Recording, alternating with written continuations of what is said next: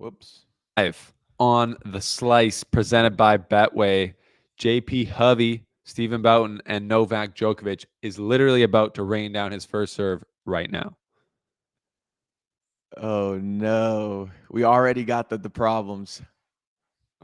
Are you on commercial right now? No, you're ahead of me, I think, a little bit. It just Oh. went, yeah. It's like he just missed a forehand. No, I'm on pure commercial right now. What is going on? Well, welcome everybody. We have started. It is 15 love for Alcaraz, or love 15 for Alcaraz. Djokovic's first service game of the championships. Who is gonna win? I predicted Alcaraz in 4. JP Hovey predicted Djokovic in 5. Damn, that's a crazy prediction because Alcaraz literally has a way better 5-set record percentage-wise.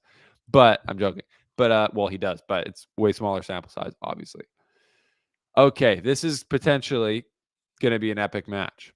Not every match is epic. I do throw that word around a lot, but obviously last year's match wasn't epic. 4-5 sets. Alcaraz coming up clutch in the 5th. Arguably our best racket break last year. Yeah, unreal racket break from Djokovic on the wood. I wonder if the dent is still there. What do you think, JP? Or would they have swapped that out? I think Djokovic probably has it in his house.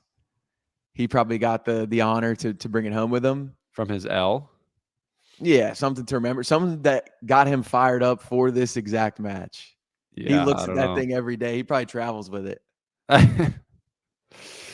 I don't know. Maybe yeah, it's just like he goes home and chops wood with it, like literally with an axe. Right. Dude, I'm geeking out about what's going on with this right now on my end. Wait, you can't see it? No, bro. What is happening? ESPN's and I'm on ESPN. Is ESPN dropping the ball? Wouldn't blow my mind. Dropping the ball.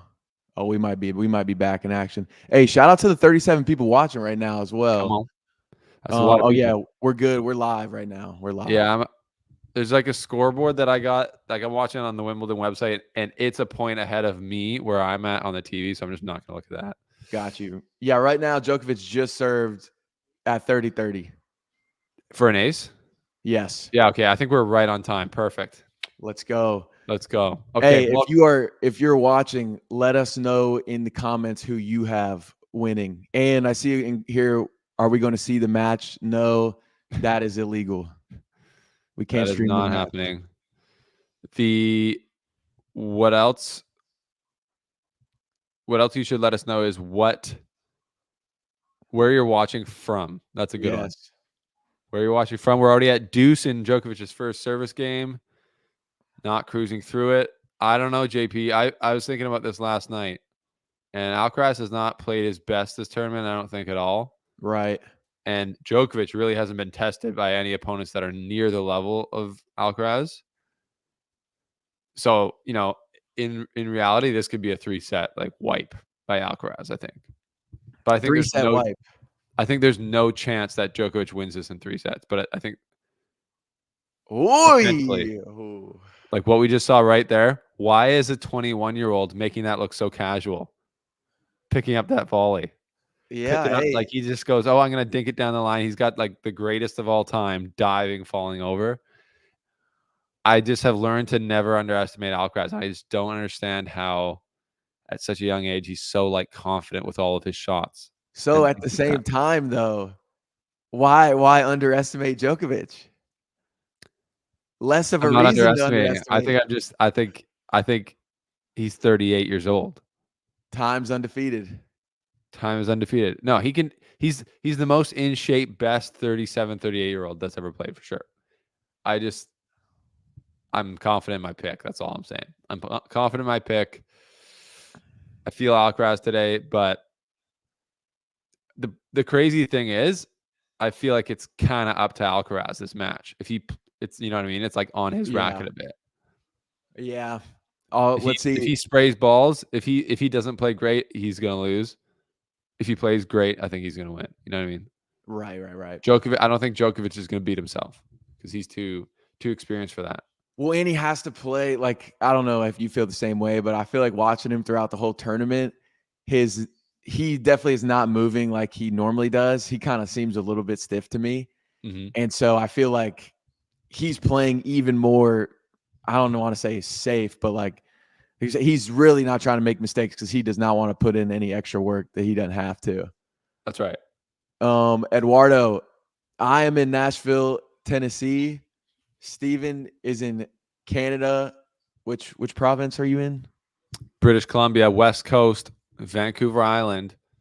Crazy collaboration, Vancouver Island and Nashville. It's like potentially like the most opposite places you could get culturally in North America. But we are tennis trying to us. unite. Tennis unites us. Anybody watching that strings rackets, let me know. I got a racket that needs to be strung. Fresh boy. What racket is that? Just a little Dunlop action. My boy Pedro Herrera works for Dunlop. Oh, he gave me this a while back. Dude, do they want to sponsor the slice? Trust me, your boy is a part-time salesman on the side. So I've been trying to work deals. Let's go.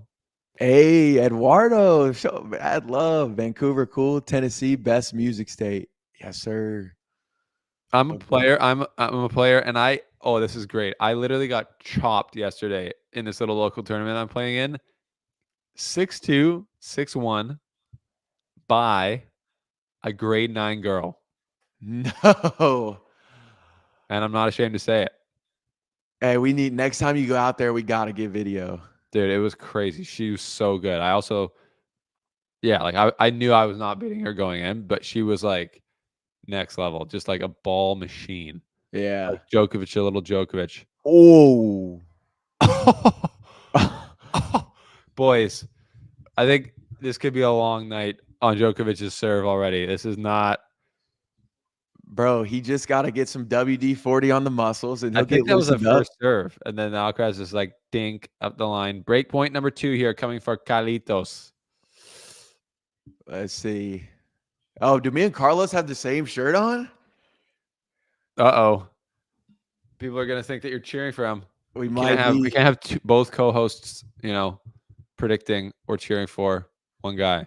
Yeah, that'll be bad TV. South Africa in the chat. What is up? Appreciate you. Can you guys play at least one set? One day we will. We're gonna meet up and we're gonna play a set. Steven will whoop me. Yeah. I've never had tennis lessons, but I'm a competitor. So yeah, he's an athlete. Yeah, I mean, y'all, one of those American athletes. Y'all see the build, man. Let's go. Founder of Push Up Tuesday. I've seen that.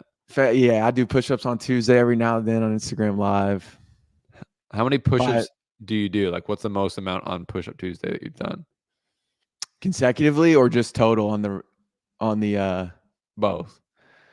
Consecutively, I think my own personal record is like maybe 52 or something. Yeah. And then most on one session is, I think one time we hit like 400. And these sessions are like 30 minutes, 45 minutes long.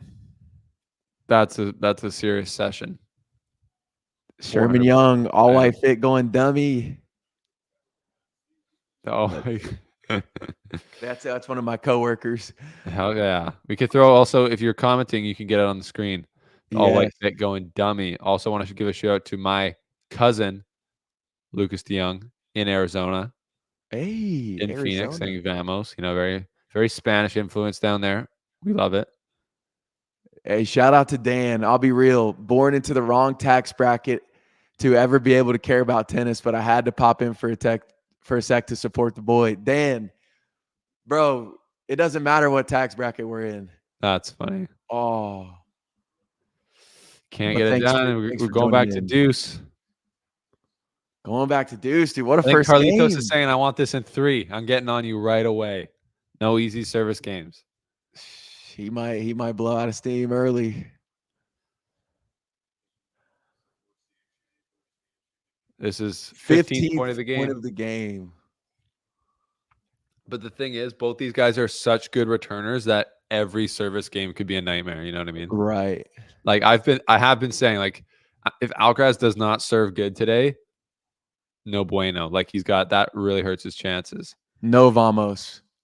No vamos. But like last year, he served well, but it wasn't like incredible if you just look at his first serve win percentage.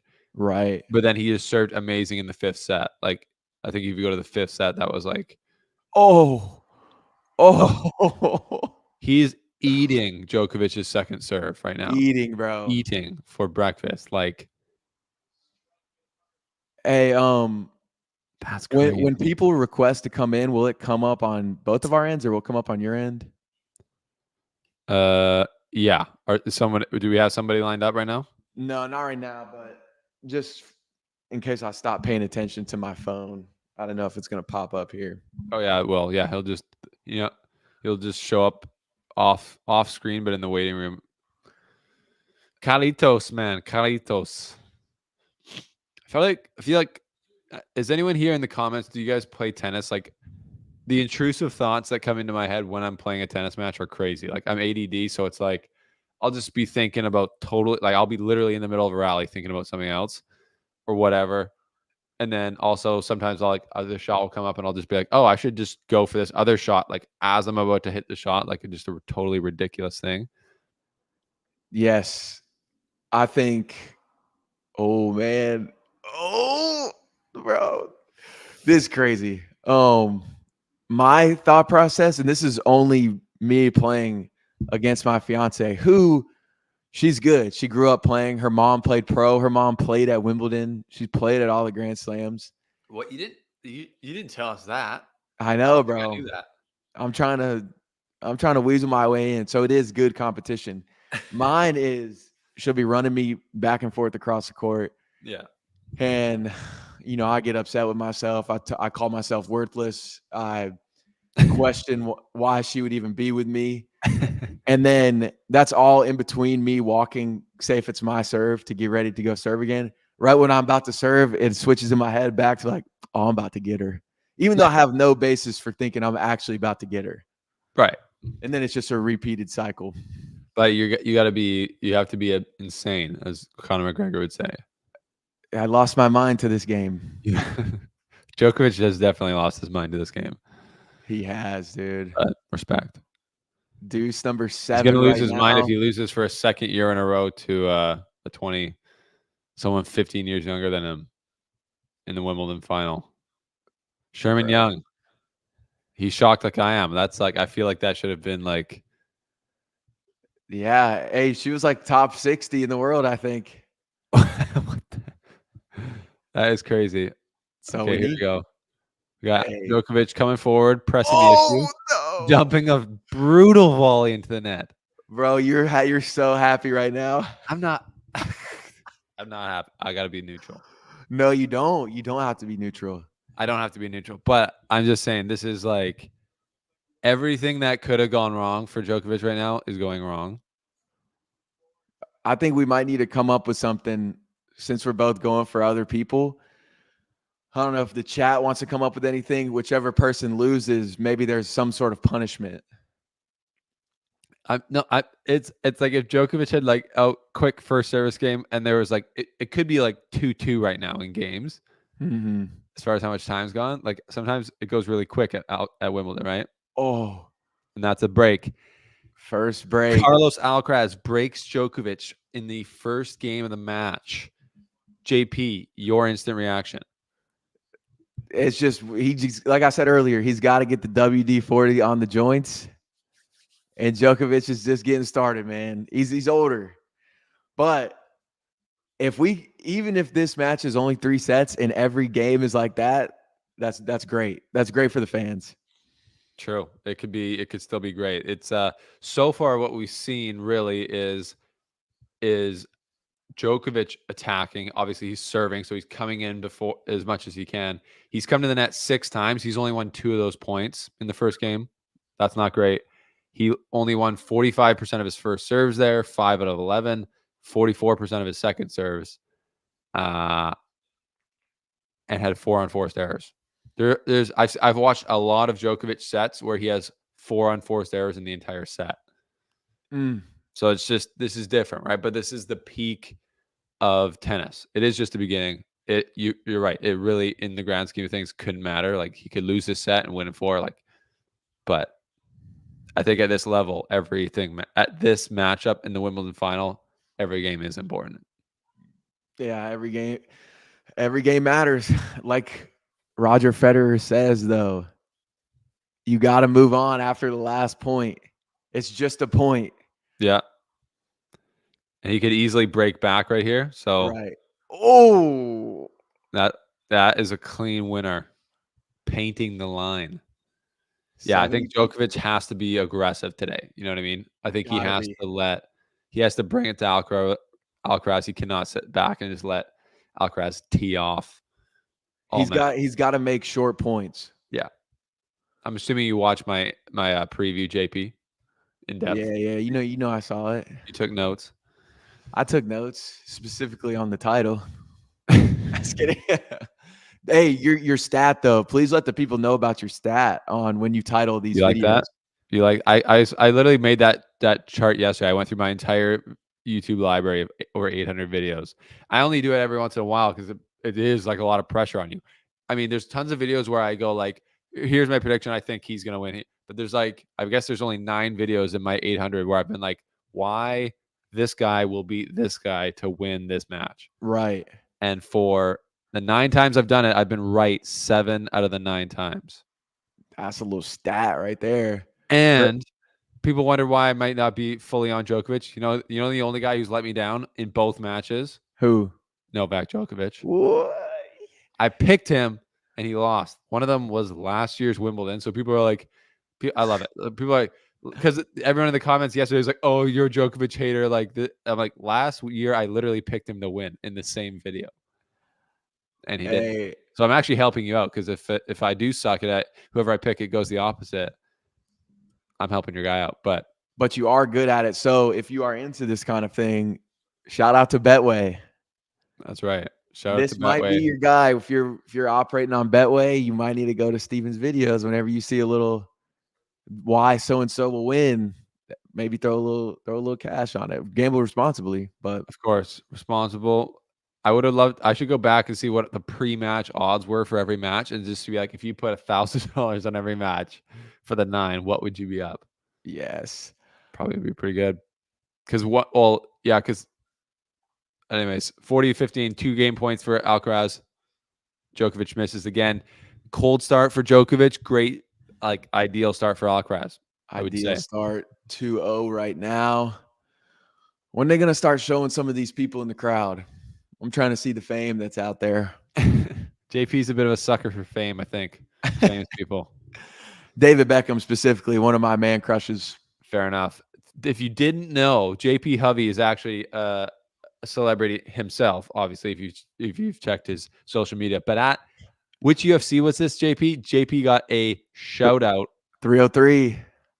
UFC 303 was on camera going, "What's up?" Let me get very quickly. Tell us the story, JP. Yeah, so we were at UFC 303 with my job, busting with the boys. Our guy Taylor Lewan, he's close with the UFC, close to Dana, and we were making a little vlog. So I got to sit front row at UFC 303. Alex Pereira versus Yuri Projeka, however you say his last name. I'm a massive UFC fan. Front row, Mark Wahlberg's next to me. Neymar was supposed to be there, but never came because Brazil was playing in Copa America in Vegas, but his name tag was next to me. I was like, oh my God, I'm about to freak out. But they always put Taylor on the screen for like the stars are out tonight. And holy Djokovic, bro. Just watching. That's not good. And so they were like, they had Taylor on, and at the last minute, oh, my boy Nico's in. We got to add him in. All right. We'll let him get set up here for a sec. Yeah. So Nico is a Colombian tennis player. He's actually playing in Canada right now. He just played in the Winnipeg Challenger. Hold up. There we go. Whoa. Nico. How are you, Stephen? How are you, man? Nice to meet you, man. I hear you're in. Are you still in Winnipeg, or did you just finish the tournament? No, I'm in Granby now. I'm in Granby. Right. Okay. Yeah. Shout out to Canada. How did you enjoy your stay in Wimbledon? We were. I was there last year covering the tournament with my guy Alexi Galarneau and Gabe Diallo, my Oh, Canadian boys. nice. Oh, they're here too. Well, Diallo is in Newport, but Galarno is here. Yeah, Galarno is yeah, here. yeah. Yeah. Tell him I say hi. Tell him Stephen from the Slice For says hi. sure, for sure. Is the match already on? Yes, bro. Just started, right? They started at 9. What's the Yeah. score? Hey, who do you think's gonna win?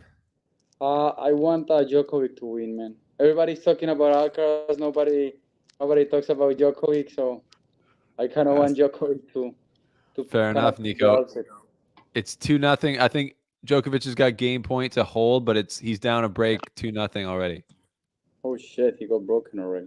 Yeah, He's bro. slow start for him. Alcaraz, Djokovic has just seemed a bit slow. He's had how many unforced errors already? Like probably he's had Shit. 6 unforced errors already. As you know, that's not normal for him. But court, I don't know. To me, like the court looks like everything just looks a bit slow. So everything's in front of Alcaraz, and he can just like break. He just broke. But Tough. it's early. Let's Who do you let's guys be got? real. Who do you It's guys early. got? Sorry, Who do you guys have? Who do you think is gonna win? JP. Djokovic for me, bro. I'm with you. Yeah, Enough of the noise about Alcaraz. Enough of the noise right now. He's a beast, obviously, but we got to he's give an Djokovic animal. our Yeah, yeah. respect. He is the noise, man. The noise. He's like the chosen one. He's the golden boy to follow up behind the big three. I predicted Alcaraz, not because I like him more, just because of the reasons I laid out in my Yeah. preview. But I just think he's younger. He's got more. Do you not feel, Nico, like the match kind of depends on Alcaraz a bit? Like if he plays poorly, he can lose. If he plays his best, I think he's just got more sauce right now. Let him know, Nico. Let And the him main thing know. is he's Yeah, I confident. mean, yeah, I think obviously he's always obviously deserved to have like that title of to be like the chosen one or anything because the guy has earned everything. I mean, he's winning crazy big titles at such an early age, man. It's unbelievable that he's like kind of, I don't know if you say dominating the sport, but he pretty much every match that he jumps into the court, he's like the favorite, just like any of those big three Yeah. were have been in their prime for like the past 20 something years. So I don't know. I feel like today I think he does have an extra gear with him like Sinner. Um, I would still put like Zverev around there because I think Zverev has also earned the right to be there. But yeah, today Alcaraz for me, I think it's pretty much on his racket, man. The way he hits the ball, it looks like he has superpowers, man.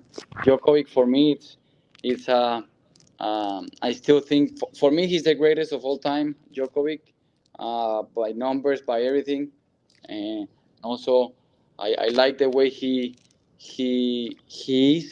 I think he's more real than uh, many others, and also like he also expressed himself on court. I like that a lot. I like that a lot. He's also Oh, more real. I also think the way he is with other players. Um, it's really cool what he has done with that association. At Mm. least it's really been like the only one that has actually wanted to help other players. So for me, I mean, I like Djokovic a lot, but yeah, Alcaraz for me for today, I think he's for sure the favorite. I think. hey, Okay. Nico, kind of on that with the Players Association, what kind of positive impact did that have on you? Like somebody who's trying to make his way, crack the top 100, like how beneficial is it Well, to have them like I that? mean, if I'm honest with you, like I'm not extremely like familiar, like familiar with everything that is going on with that subject. I've talked to a couple of times with Pospisil that he's also like the other guy who's kind of Right. in charge with that. Um, fuck, I don't know, man. I just feel like these guys, um, they don't need to do it because they have pretty much everything set up for their life, for their career, and that they don't really need to do and spend the amount of energy and time that they're spending to kind of make something happen so that the players can get more more, I don't know if rights is the word, but like they pretty Yeah, much like can make more of a living. I think if it's not because of Djokovic and because of the association that they've made over the last couple of years since the pandemic, there's not a chance that the ATP would kind of be increasing the prize money, not only in the biggest tournaments, because at the end of the day, the biggest tournaments like the Grand Slams, the ATP is not like they have too much of a say in that. It's pretty much the Grand Slams, but um, right, like in the challengers and in the expansion of the amount of tournaments that they've had in challengers, I don't think it would have been done without the Djokovic initiative of having this association, where pretty much the purpose is to make make tennis a sport where not only 120 players pretty much make a living out of. And I think right, as the time goes by, I think this is getting better and better, in the sense that more players can make a decent living out of tennis. And because fuck man, being top 100 is literally 100, only 100 guys in the world that are able to make a living, and it's not that easy. It's not that easy at all. So hey, you're so I next, think it's really bro. cool. That's what we're trying to. That's what we're working for, man. Yeah, Yes, I sir. love to hear that, Nico, and I think you're right. There's so much positive that's coming from Djokovic's work with the PTBA. So guys like in your position, because I definitely I've been to a lot of challengers as media, and I know the grind. Like I'm in the cars with players, and this is like it is a grind when Yeah, you're I think. out there alone and you have to pay for all your own stuff. And it's and I look at the prize money if you lose in the first round, and it's like that's not covering the Right. flight. Like that's Yeah. so it's yeah, I mean, I it's respect it's that a lot. definitely getting better for Yeah. sure. Um, and I know I've been fortunate enough to have sponsors in Colombia that have helped me. But I mean, I'm like a rare a rare case in the Challengers Tour, because I mean, not too many people are gonna really sponsor guys that are not that they're not seen as worldwide as it is in the TV. But I also feel like it's also not helping this the comments that they make on the TV. Some commentators that they certainly don't help the expansion of tennis, because uh, I mean, I find it incredible that these commentators, like such a huge names, like legends, like the McEnroes and everything, they don't that they're not like interested in the depth of tennis, and they pretty Yeah. Right. much they trash everybody because they're not top 100. And I feel like tennis today, especially today, uh,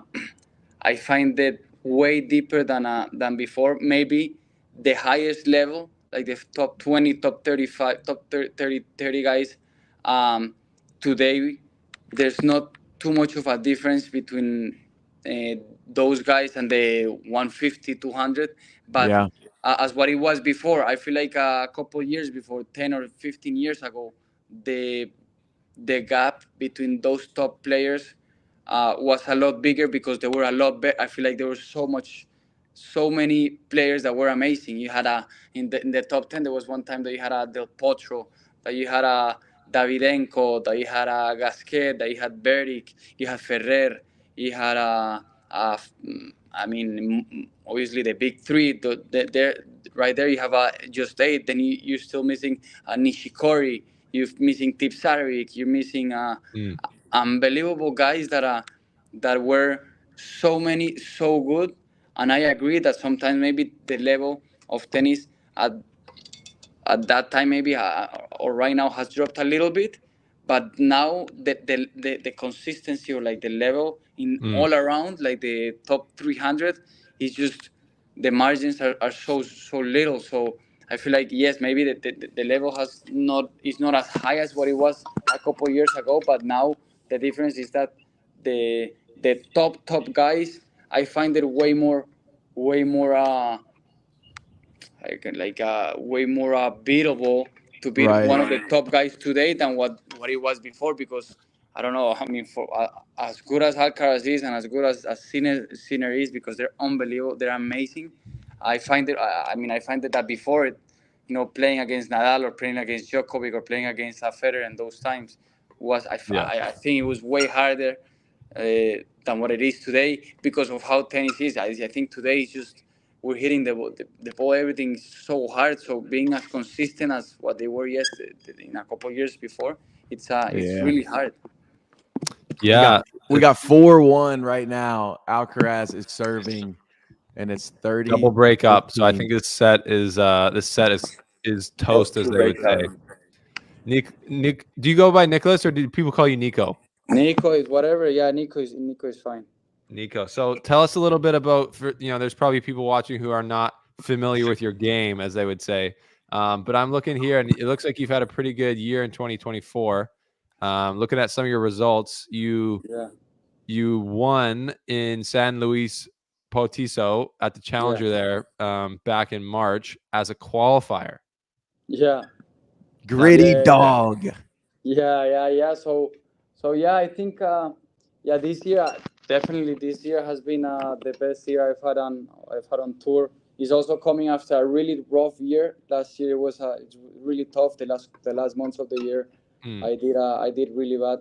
I was in a messy place mentally, but I'm finally back now. I think I'm playing great tennis, but that also shows, as you said. I mean, thank God.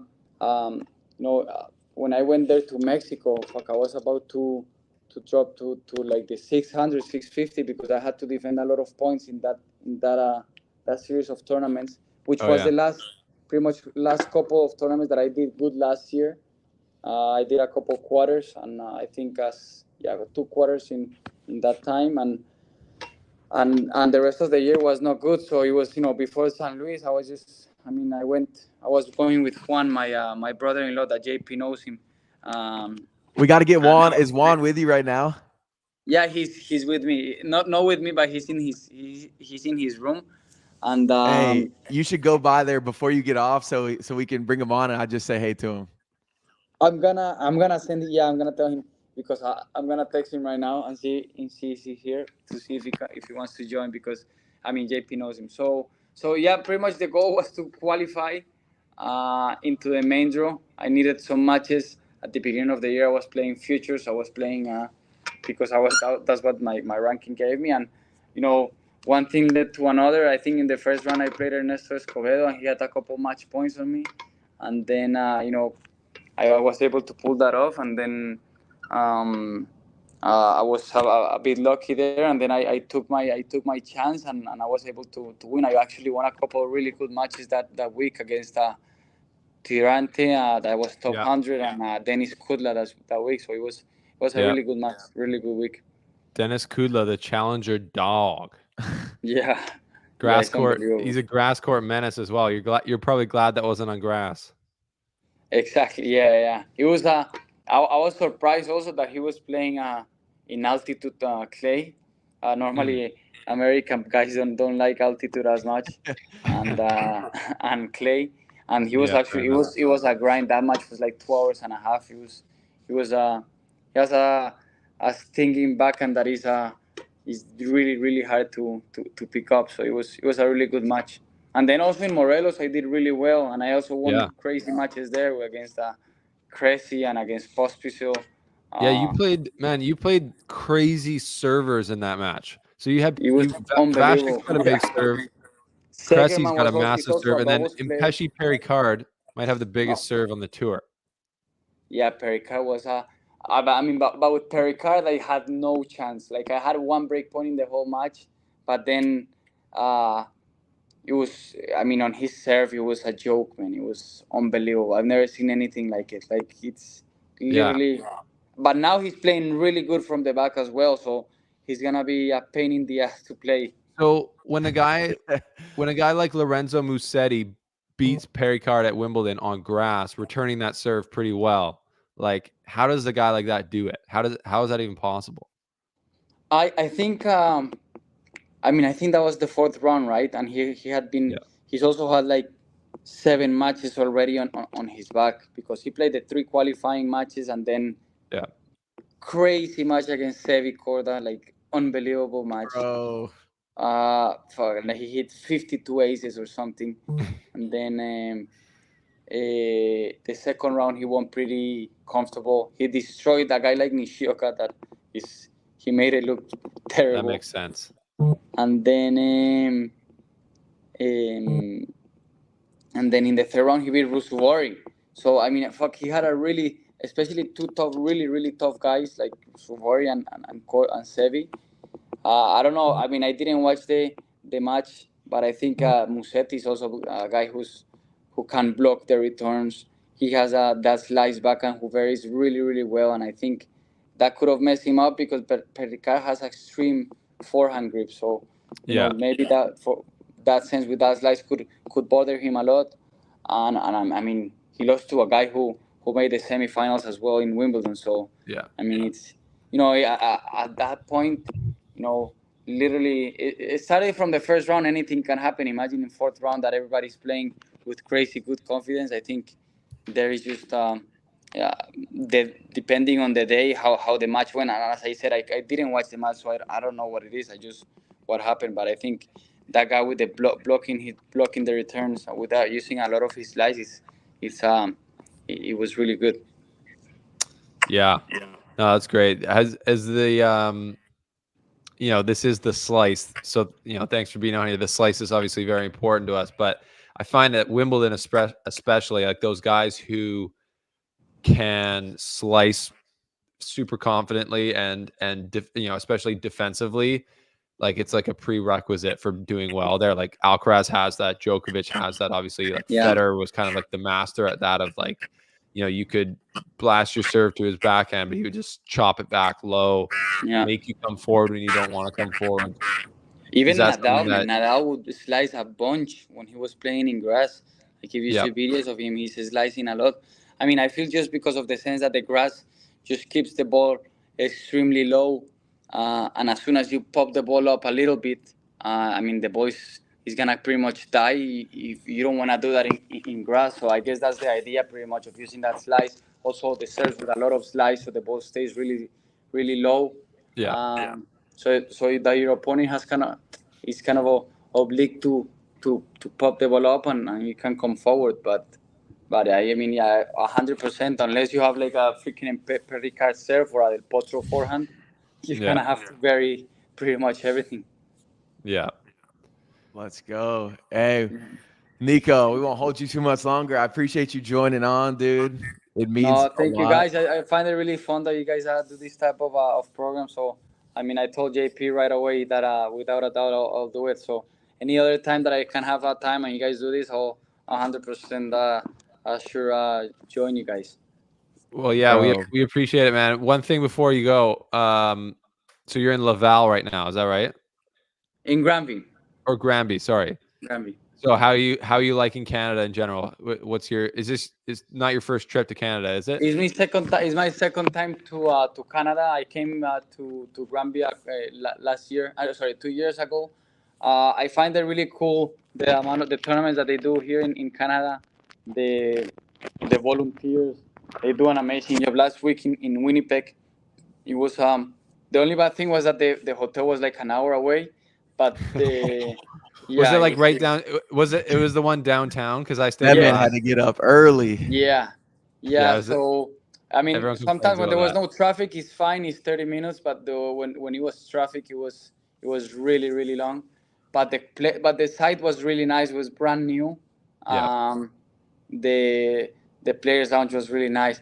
I mean, as I said, just in general, like Canadians, they've they have like a really nice taste for tennis, and they treat us really well. So like for us players, especially in like the challenger level, we appreciate it a lot. I think, as I said, the challengers are getting better and better. I think yeah, even in the US, where they're not the greatest quality, they've gone up a bunch, and it's really nice. It's really nice because as I told you, man, the tennis is so deep, and honestly, like I encourage people to watch and like support the challenges because pretty much all the stars of tomorrow are playing here, and the level is crazy. You always see amazing guys or like breakthrough guys that are like Pericard. Um, breaking through in Grand Slam. But literally a couple, 2 months ago, 3 months ago, he was just grinding as well. I mean, it's not like he grinds a lot, but in a way that he was fighting to get through challenges. So I mean, in challenger levels, there's an amazing level of tennis. So it's really cool. Yes, sir. Hey, well, I'm always watching. I'm always keeping up with your scores, sharing it Thank you, bro. when I can. And dude, we gotta figure out because we'll need to bring you back on for like a full interview. We can dive into more of your story because Yeah. Nico has like an awesome story. Unfortunately, has had to deal with like some hardships and everything, but it makes him the awesome dude that he is. So everybody will love Yeah. Nico if they know Nico. No, for sure, man. We'll do it. I'll be more than happy to come on and just let me know, JP. You guys, anytime. So thanks for the invite. I appreciate it. And Heck Okay. yeah. See you, Respect, Nico. man. Appreciate you, bro. see you guys. Respect, man. We'll see you at a tournament soon. All right, that's Nico Maya. Or how do you say his last name? Mejia. Mahia. Y'all go follow him on Instagram, support him. That's the best way to support these guys. If we get their followers up, Yeah, then they can get bigger sponsorships and they can keep chasing the dream. for sure. And update on the match. Watch party 6-2. Carlos Alcaraz first set in the bag. He takes it in 41 minutes, and we're just going to do a quick run through of the stats, and then we're going to bring in another special guest here. We got a lineup for you today. First set stats: 30% attacking for Djokovic. So he's the more aggressive player, but he had only 8 winners to 9 unforced errors. Alcaraz has 12 winners, 8 unforced errors, but the real big kicker is on the serve.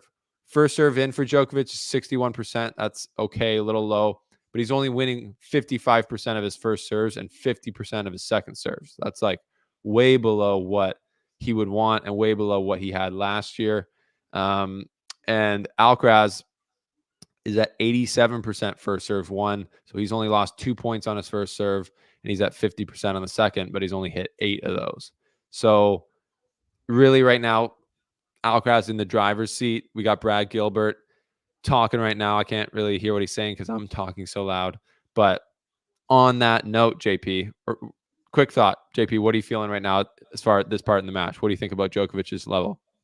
I think it is like obviously it's not great, but a lot of these points when they're just rolling back the highlights, it's like he's in the position to win the point. He's just not putting the ball away. Like he's coming up to the net. He's not getting like a crazy hard shot to put away, like return back to him. And so I feel like if he just keeps hitting these balls, if he can just get these balls in, we might be looking at a little different thing. But Alcaraz is playing almost flawless. All right. So we've got another special guest here, friend of the show that we're going to be bringing on right now. The 5th Grand Slam. Craig Shapiro. Yo, what's happening, fellas? Thank you. Thanks for having me. Sorry that my background isn't great. I have people in my house, and I need to have the TV in front of me. Yeah. I'm at headquarters here in LA. How are you guys? Doing great, bro. Hey, great to officially meet you. I know we connected on Twitter for the first time. Thanks. I appreciate it. Yeah, man. Love the stuff. I'm stoked to get to talk with you. Yeah, Novak has been pulling the trigger too quick. Carlos grinded him down in the first game of that set, and it's got him all out of sorts. He's been trying to paint lines. He missed a few easy volleys, and I think Carlos is just absolutely in the zone, totally primed for this, and is pistol whipping. Yeah, Novak's missing. He's pressing. He looks kind of like the way he looked when he played Yannick Sinner in Australia, I think. But I don't think. Yeah, now I don't know what he's doing exactly. He's having a tough time. But nice to be here, guys. I was in London the first week of the tournament, so it's easy for me to wake up at. I've been waking up at like 3:30 in the morning every day, like fired up to watch to like start my day. So I'm fired up right now. Yeah, so that's awesome, and thanks again for being here. It's so you were at Wimbledon with a press credential, is that right, for the first week of the tournament? I actually had a different badge. I never applied for a media credential. Okay, but you did have some type of badge with some access. It seems Correct. Oh, a little secret badge action going on. A little secret badge action. This guy's an insider. So yeah, what man. did you? What was the vibe like at Wimbledon this year? What did you get?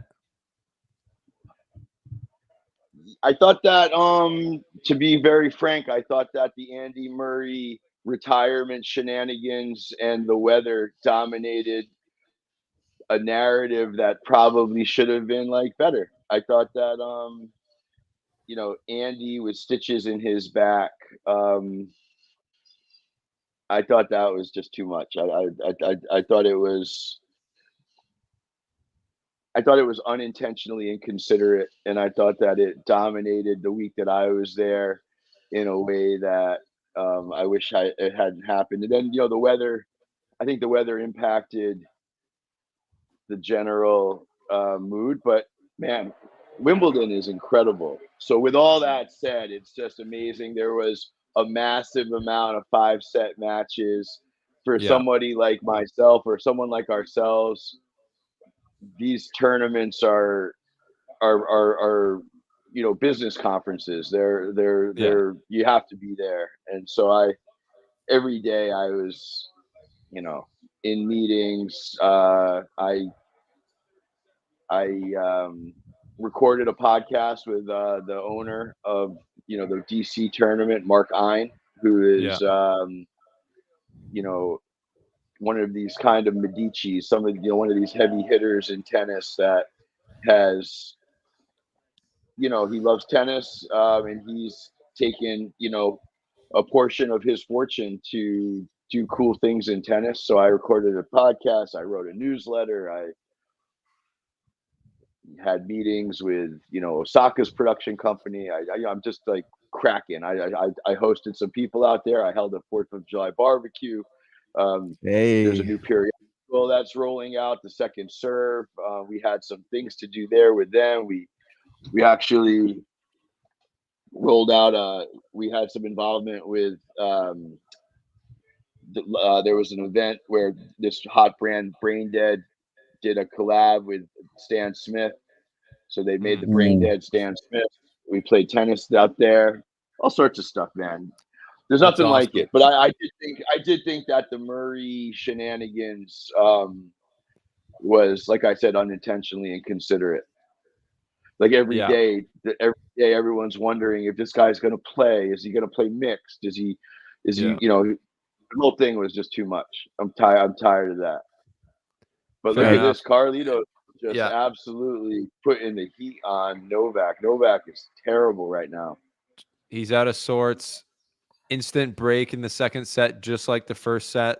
So break in the first service game of both sets for Alcaraz on Djokovic. And Craig, at the beginning of this, I was saying to JP, I was saying, if anyone's going to win this match 3 sets, in 3 sets, it's going to be Alcaraz over Djokovic. I was saying that, JTB, and it, like, right now, it's looking like this could be a quick day at the office. Hey, we haven't got out the secret Djokovic juice yet, and we have not had a bathroom break either. That's fair. I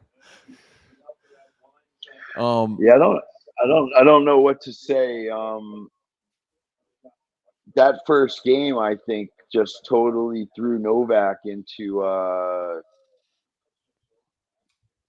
like sometimes I'm like, man, in boxing, like the fighter, like if a fighter has like if their punch is a great jab, sometimes they just drop a jab on a guy's nose and they kind of make him think about it. And I feel like Carlitos just kind of dropped a few jabs on Novak's nose and made him think about it. And now Novak Novak didn't even flinch to that ball. He didn't even move to that last ball. So He you is know, not he is feeling like, good right now. well, he's stunned. He's JP, just maybe the stunned. And stage is set. Carlos, If Alcaraz can come back, or if Djokovic can come back from this position I'm at trying to 37 tell years you, old, man. the stage is Dog. already set, always set to make history for him. It's all a part of the plan, bro. You know, advertisers will not be happy if this match is over quickly. It's true. you know, we've been hearing from very reliable sources that Novak was like completely disillusioned and had, something about after he won the US Open last year, I think he maybe even in advance of the US Open, he like dumped his longtime agents. And then he turned the corner on the year. He went to the United Cup. He disappeared for like a week, went off the grid after the United Cup before he got to Australia. And he looked really twisted out against Sinner. Then he got rid of Goran. Then he got rid of Panici, the Italian, the trainer. He was in Rome playing terrible tennis. He went to Indian Wells and lost to Luca Nardi, I think. He lost to Luca Nardi. He didn't play Miami. He was like hooping it up with LeBron James and front row at the games and didn't go home. And then all of a sudden he looked like he was primed to win the French Open, and he tweaked his knee, I guess. And then all we've been hearing was that he was going to try to make a big run at the Olympic gold and then retire, like literally just quit. And now it doesn't seem that way at all. He's found like some different form. It seems like he wants to play well with his kids in the box. And, he'll be curious if he gets straight setted or really gets the shit beat out of him here. It'll be curious to see what happens, what he does next. Because if you're not winning majors, if you're him and you're not winning majors, like what's the thought? Oh, yeah, that was a terrible miss. And see, like Alcaraz was so good, he's making Novak press.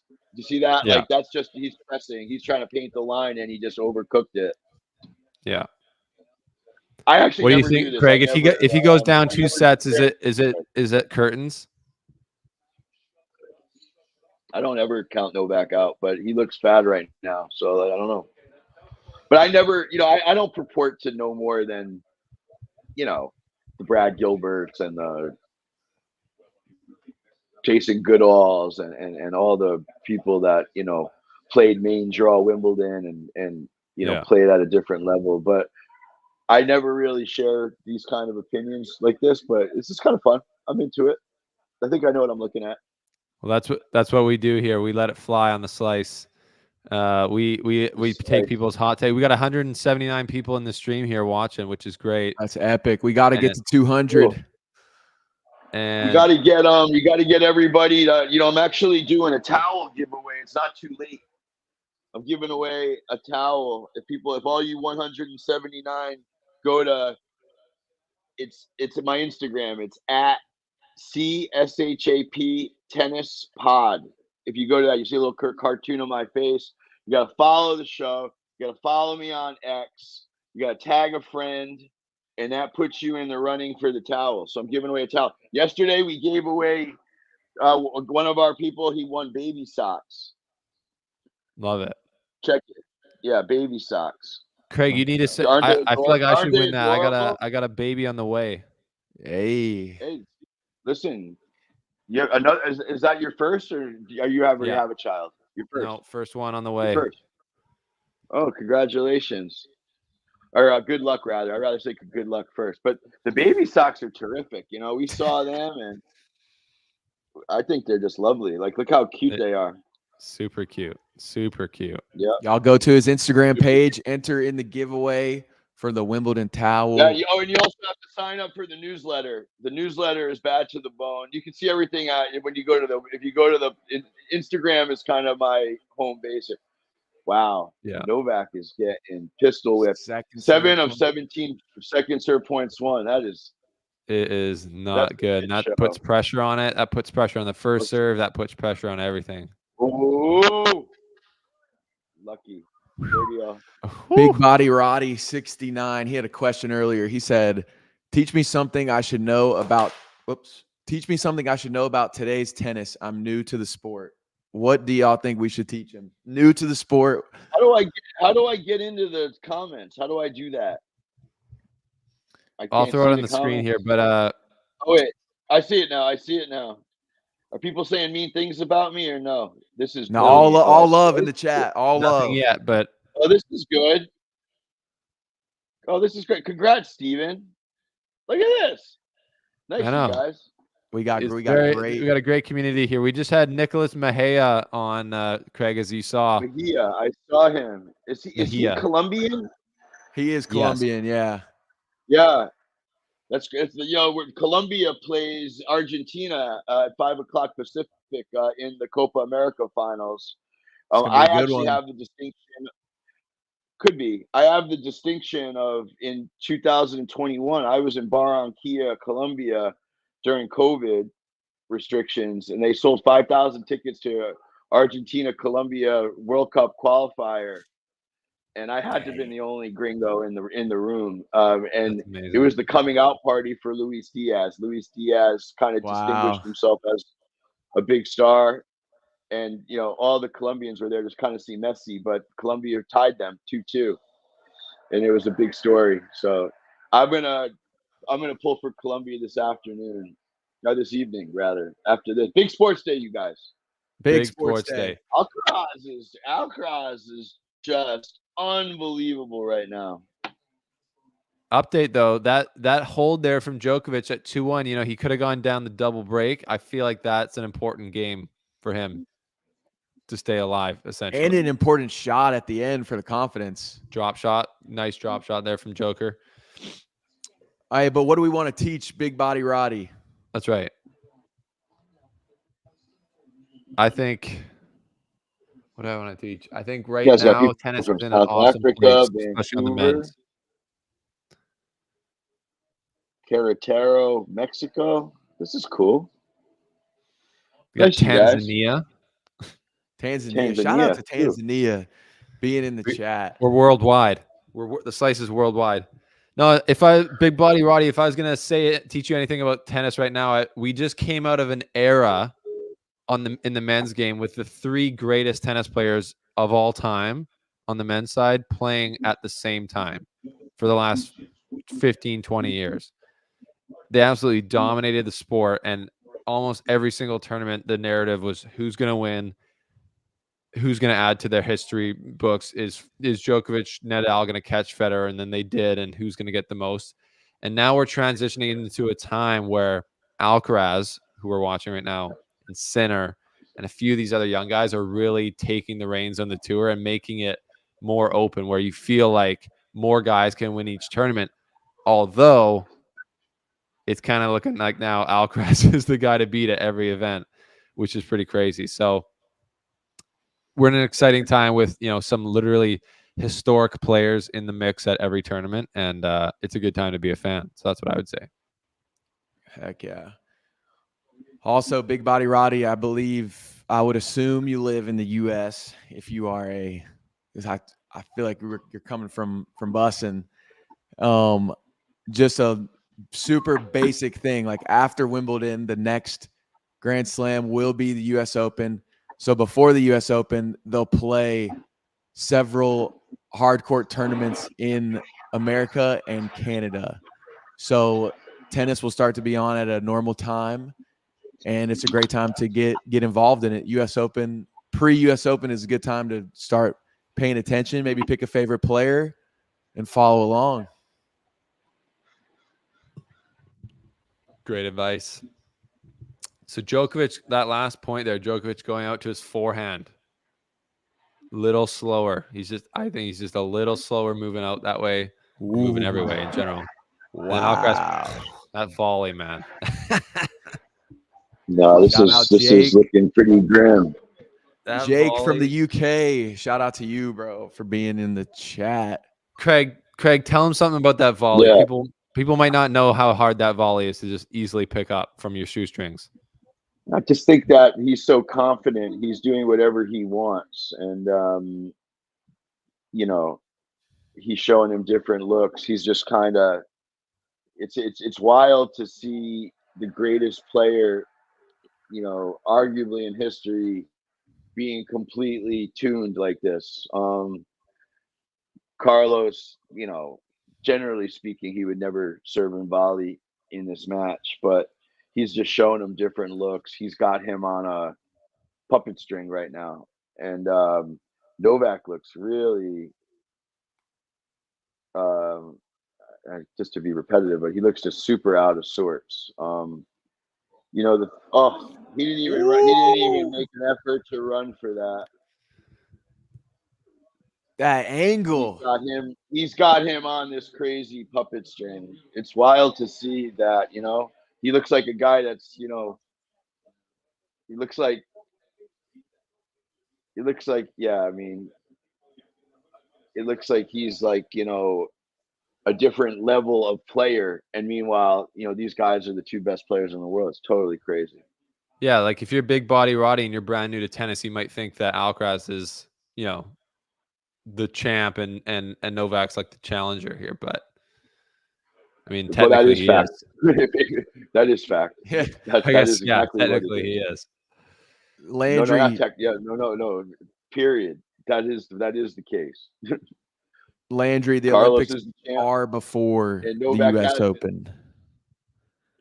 The Olympics are in 2 weeks.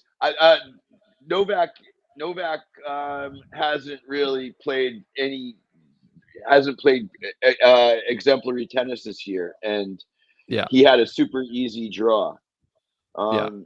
People forget about that. Maybe Holger Rune. We thought that Holger Rune was going to put a good effort in, and Holger has struggled this year, and Holger played lousy. And friend of the show, though. Holger didn't play well, and then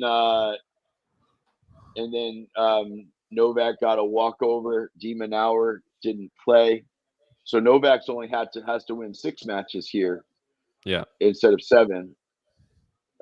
Carlos, got tested by Tiafoe, and he lost a couple other sets.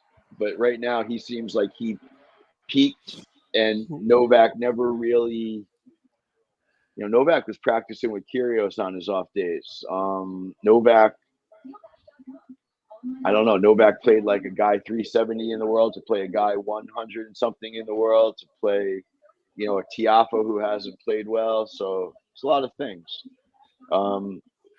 But yeah, I don't know.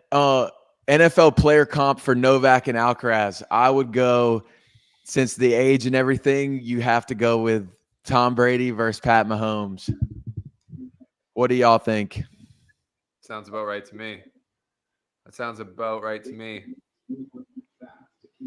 I would say Aaron Rodgers versus what's the name of that bad boy, that flashy Joe Burrow. Yeah. Oh, okay. I like that. I think it's more of a Joe Burrow versus Aaron Rodgers firefight. I like that. Particularly because Aaron Rodgers snapped his Achilles last season and didn't play, that kind of thing. And he's also he's non-immunized, as he would say. True. Oh yeah, that's a good point too. And he's very technically sound. They're probably boys. Probably are. How are these? Are the strawberries and cream good? We hand me those strawberries? Thanks. Man, one of the craziest things about Wimbledon, and I expect, if you read my newsletter, if you look in the archive, I did a guide to Wimbledon. I said that, the thing in Wimbledon is you can't get a bad strawberry. It's uncanny. Really? Yeah, you can't get a bad strawberry at Wimbledon. Crazy. I don't. My man Andres had it with cream. Ooh, he's painting lines. Dude, This might go. Oh, look at Andre. He got that. He Andre got that doing suit sweet business. on. Andre's Andre with re-engaging Gil's with tennis. Yeah. If he wasn't That's at Wimbledon, you that's can guarantee he was watching the slice. that's Ken Rosewall behind him with the members pin. You know, one thing that you see at Wimbledon is you see the members. The members they wear a pin that has their number of their membership on it. And see that's Stefan Edberg. Yeah. Same thing. If you win the tournament, you become a member. Andre won the tournament. Is a Kind member. of like the Masters. Correct. Oh my gosh. Exactly like the Masters. So there you go. For But the that's new my- tennis fans, Wimbledon would be kind of the equivalent of the Masters with all the tradition. How tough it is to get in. It's a private club.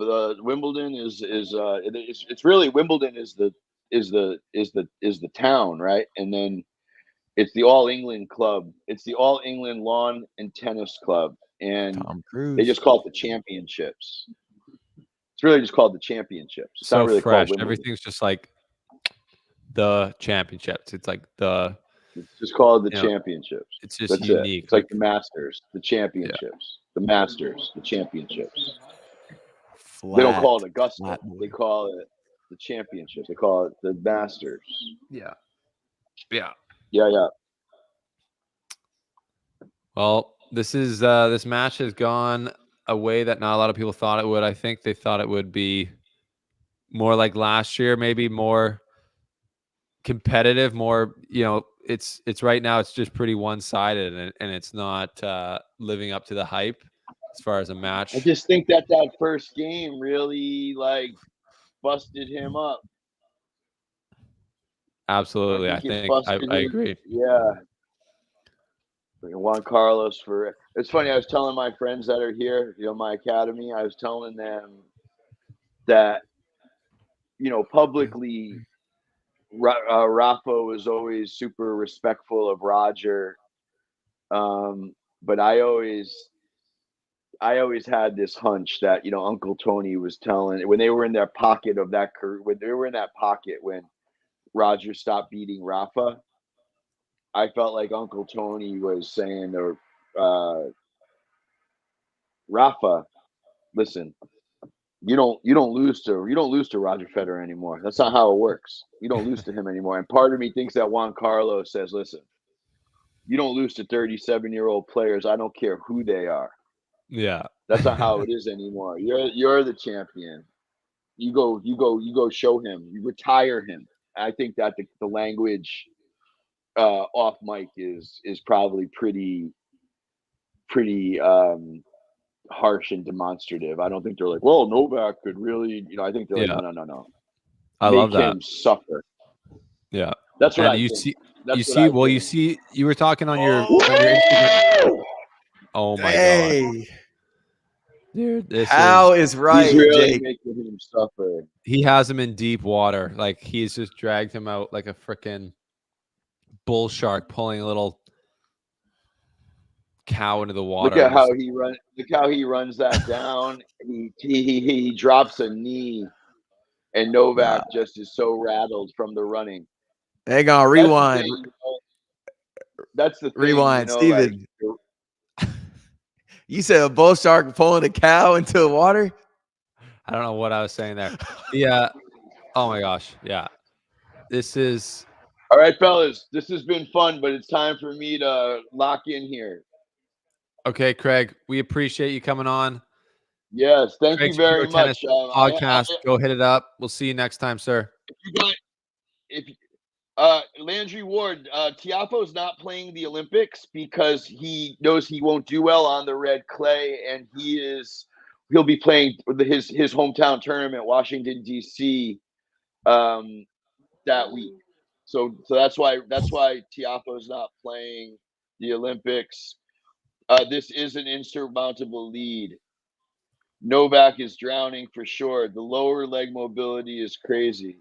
His running is nuts. Got guys, thank you very much.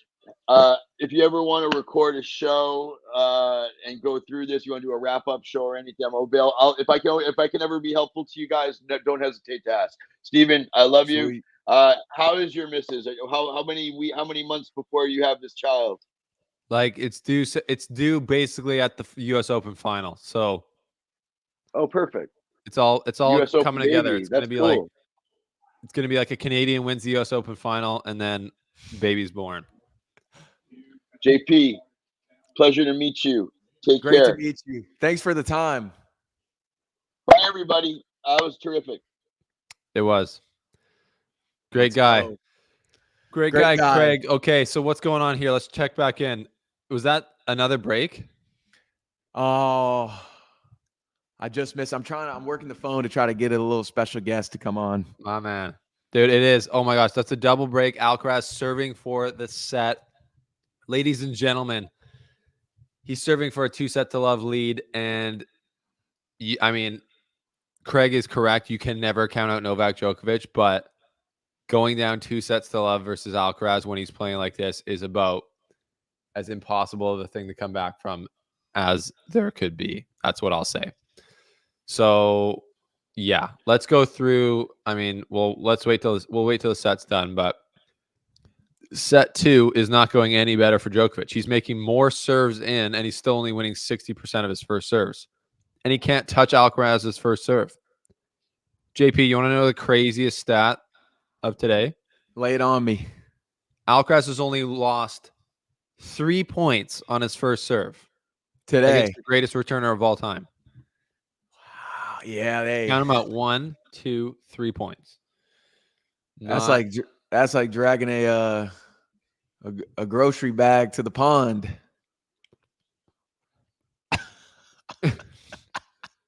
That's like when a tiger shark comes onto land and starts running around with all the zebras. Right. And you're like, what is going on? Bro. Exactly.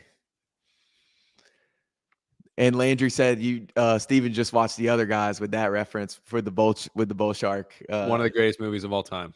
Great movie. Yes, Landry's an MMA fighter. Landry, Okay. we can get you in here.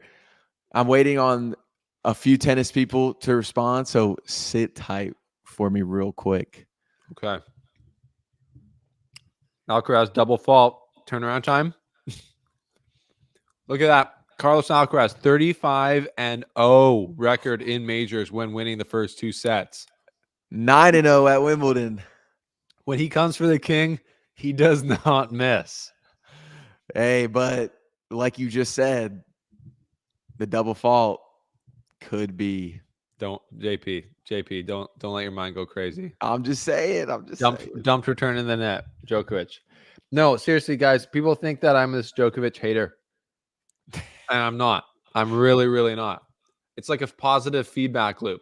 Whenever Djokovic's fans, who are very passionate, very defensive of their guy for good reason, whenever they get on me, then it makes me want to like get on them more. You know what I mean? That's just like, so now the fact that I've had between 50 and 100 comments on my last YouTube video saying I'm a Djokovic hater. You're a hater. Djokovic is going to win. Your predictions suck. All your predictions are wrong. You know, the monkey brain part of me goes, I cannot wait for this match to be over in 3 sets and me just go back on the YouTube and just dunk on all those fans. Just dunk on them and say, you know, but that's in my opinion, that's me having Djokovic, part of Djokovic in me. Because when the crowd disrespects him, he goes and gives it to him now. And I love that. And that's what I do to my commenters on YouTube. So really, Stephen is way more like Djokovic than y'all think. Correct. We're cut from the same cloth. Yeah. What are you eating? I am eating. It is the morning here. It's like early still. Djokovic coming in net. Alcaraz is. Oh, we're so back right now. The comeback is alive. Dude. Don't make me stand up. JP's keeping the hope alive, which is great. I'm eating a beautiful muffin that my grandma made. Some butter on it. Nicole, my wife's trying to keep that meat on my bones, which I appreciate. Is Grandma in the house right now too? No. Dang, we need the appearance. I got the dog here. Yeah. Come here. Look at that 190, 10 people away from 200. What? Guys, What? please tell your friends to join. Yeah. That's great, Jake. Oh, I love that. Love to see that. Jake Aslandu. That's a tough one. I'm not gonna lie. That's a tough last name for me to say. But he says, I'm ahead of you guys in the UK. So this chat is bringing joy. When a great shot happens, I get to relive it. Well, you can relive Alcaraz taking a 6-2, 6-2 lead to the bank. Holy smokes, JP. I did say at the beginning this could be a quick match, but I didn't see this coming. I was just saying that. I mean, I might make church at 10 a.m. if it keeps up like this. Not a bad shot at the surname. Oh, yeah. Hey, I wish I was going to say Jake. Please pronounce your name, but we don't have those capabilities yet. Elon Musk, get on that, bro. Yeah, dude, this is crazy. Obviously I wasn't gonna be shocked if Alcaraz won, but this is wild.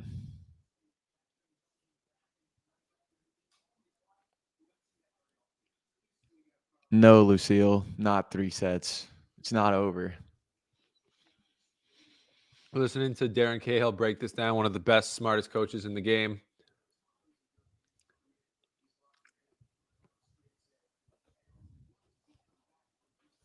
Only once has he come back in the final? That's what Craig just said. Jake, it is 9:27 where I am, and it is 7:27 where Stephen is. That's right. 7:27. We might get to. We're traveling today. We might get there quick. Yeah. Hey, here's a little question for you about tennis Grand Slams. And Nicole, we're gonna need you on screen in the next 10 minutes. She says, "No way, Jose." That is my name in Spanish. But why don't we like Grand Slam finals, I feel like should all be at night, and it should be like UFC style walkouts with like cut lights. They get to pick a song. I don't know. Wimbledon. I don't think they play that game. Not Wimbledon, but even just the other ones. Well, yeah, the US. I feel like the US Open is kind of like that. Do you remember when Serena played her last thing? Like she had the diamonds from Sierra Leone playing from Kanye. It's like greatest of all time everywhere. It's like the most American cocky thing ever. Like you gotta love it. Exactly. So even if like the big tournaments did it like the Masters events, I think it could be some added spice. I agree. I love that, and it would be great if, like we talked about on the podcast, more players like we're just like, yeah, I'm gonna win this match. This guy sucks. A little more trash talk. Like I was gonna say to Craig, I loved his little thought there on like the coaches of these players being like, you're better than this guy. This guy's has nothing on you. Like, because you have to be like that in your head in a way. Right. And like anyone, like I guarantee you talk to Federer, like, lie detector test, you'd be like, did you ever think that you weren't? I mean, at times you probably did. You get not confident, but when you were out there, like walking onto court versus anyone, you had to have been thinking, I'm better than this guy. And if I'm playing my best, I'm beating Djokovic or Nadal any day of the week in any tournament. Yeah, like, you have to believe that. And I love the way Alcaraz has been talking in the in press. Like he was just like, yeah, he's like, I know when I get to the 5th set, I've only lost one time. And I wake up, I wake up and they're tired. Like he's just like, it's not, and it doesn't come off like cocky or arrogant to me. It's just like, yeah, I love it. 5th sets, I'm great in them. Like and he doesn't over placate Djokovic. Some players they'll be like before a match, they'll be like, yeah, he's the greatest ever. I can't believe I'm so lucky to be on the court with him playing. Right. Like, how do you expect to win? Like you should actually be saying, it's like, yeah, he's 37. Like he's played great, but I feel like you know what? I've been playing pretty good as well right now, so let's see what happens. Like, There's not a better time to beat him than right now. yeah, this is the easiest time to ever beat Novak Djokovic right now, especially when he's playing like this. Darren Cahill was saying it's interesting how Novak will like typically we see him slide out to his backhand with an open stance. Yeah. And he's just not doing that as much. Like they showed a point where he just like slices it back, but then he's like so out of position. Then Alcaraz just hits a winner after that. But it's hard to keep doing that. That's just like it could be the knee thing, but it could be he's 37 years old. Like right. It's not ever easy to do that, but like your body just at some point. Yeah, the work is done before the ball gets to you, and the older you get, and the worse your joints get, the tougher it is to put that work in, the footwork in. Yeah. This is the first lead Djokovic has had in a set today. It's the first time he didn't get broken in his first service game. Hey. So if he's gonna do a turnaround, it's gotta be right here. You gotta think that I don't know. You know, Alcaraz could get tight, but to me, winning 3 sets in a row against this kid right now with him just getting all pumped up. It might, but hopefully he doesn't enter like cruise control, and that's when he sort of lets off the gas. Maybe he's too loose. Yeah, well, like Djokovic is definitely going to try and press right here and make it happen. Oy. Yeah, so here we go. Love 30. How much does conditioning affect play late in matches? Are these guys getting gassed? They're not gassed right now, but I think Sinner was probably the perfect example. Obviously, he was kind of sick too in his last match, but he has said, like, you know, I've had problems with, I don't know if it was like second weeks and then into like the 5 sets later on in the tournaments, but it's huge. You got to be in shape, just like any sport. Yeah. Yeah, you're not getting to that one. The fact that Alcaraz could just keep hitting. Like, if I was Alcaraz, I'd be like, oh, I'd be getting so nervous. I'd be like puking. Right. Let's see what we got here. I'm just on Twitter right now. I got Ricky Diamond or something. He's a hilarious follow.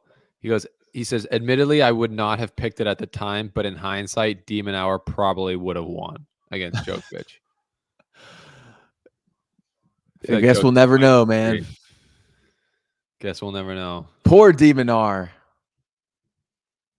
I mean, the last freaking point. Oh yeah, they were saying, if you had a walkout song, what would it be? Alcaraz got to it. Oh my gosh! You think the ball was going out? I think it was going out, but he did. If you remember, in the 5th set last year, Djokovic did a similar thing where the ball might have been going out. I saw a clip. I mean, Djokovic hits a pretty good volley here. To be honest, that's a fairly good volley. And then Alcaraz is just the fastest man on planet Earth, and Djokovic is, you know, this is what Djokovic has done to players for like over a decade, right? Right. Get every shot back and it's probably making Djokovic sick right now because you're like, what do I got? Like, he's livid.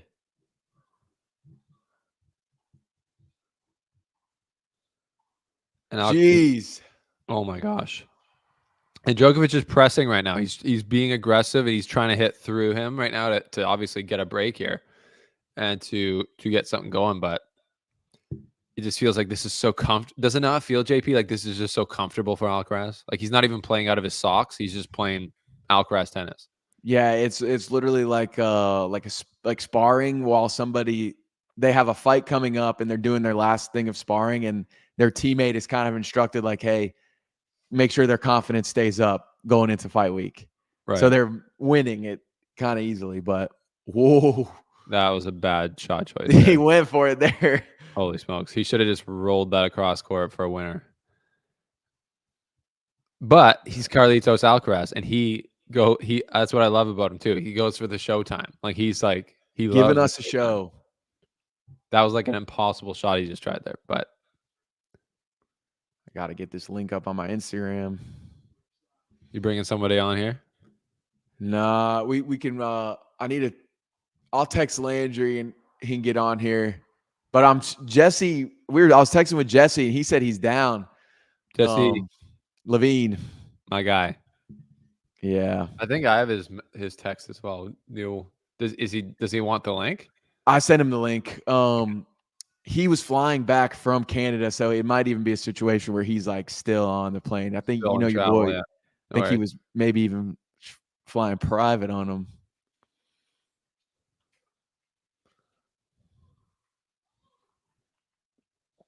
But if I could just get this story up. Yeah, hey, what would your walkout song be? The mine. Yeah. Oh, don't you just feel like that's another nail? It's right there. Ding, ding, ding, ding, ding. Yeah, you just got to be another little nail in the potential coffin. Like that was a game where Djokovic had some looks for sure, and Alcaraz just comes up with the goods. Like I think when you're not playing your best, like Djokovic clearly isn't, and you're not feeling your best, like he's probably not physically. You just want like you hope you I think you count on at some point in a match the other guy's gonna let his level down a little bit and he'll give you something. right. Just hasn't happened. Yeah, it just breaks your soul. Like that breaks your soul. Oh, dude, it's getting ridiculous. Because Djokovic couldn't have really hit that ball any better. Yeah, like he approached to the forehand, which is probably not smart, but like that. Oh. And I wonder if Djokovic is looking over there like, dang, like now I know how people feel when I was doing this to them. Yeah. Yeah. How, like, I just keep thinking to myself, how lucky are we that we got Carlos Alcaraz to come after the big three? Because there was So no Carlos lucky. Alcaraz in the last 20 years when these guys were just cooking. Right. No offense to all these guys like Milos Raonic, Kei Nishikori. Yeah. Alcaraz is just on a. Oh, JP, bro. I'm not gonna say start the bus until it's a double break. Yeah, you can't. You cannot. This is just. He's flow state. What lever does Djokovic have to pull here? Like, I think his only hope is that Alcaraz gets tight and starts playing poorly. Yeah, but Djokovic's body language even now just looks like this stupid game. Why do I even play it this year? You know, it's not over till it's over. But I remember 2021. Yeah. that would have been it. Yeah. I remember 2021 U.S. Open final when Medvedev beat Djokovic, and there was crazy pressure on Djokovic from, going like literally a match to win the Grand Slam. And he didn't. It was a bit different that he like smashed his racket, I think, partway through the second set when he didn't get a break. This has been muted from Djokovic. Hey, he hasn't been angry today at all. Right. He hasn't there's looked no really emotion. fully engaged. He hasn't fist pumped at all.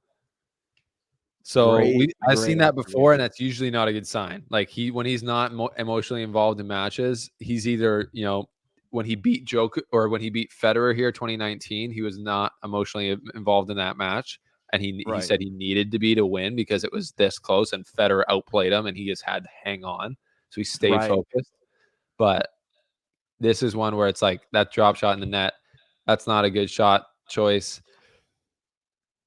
It just doesn't. Yeah, he's in the spin zone. It feels like he's just in not, the spin zone, not mentally there. And Alcaraz has got a break point here, and still, it's not over till it's over. But yeah, especially with Djokovic because we've seen it.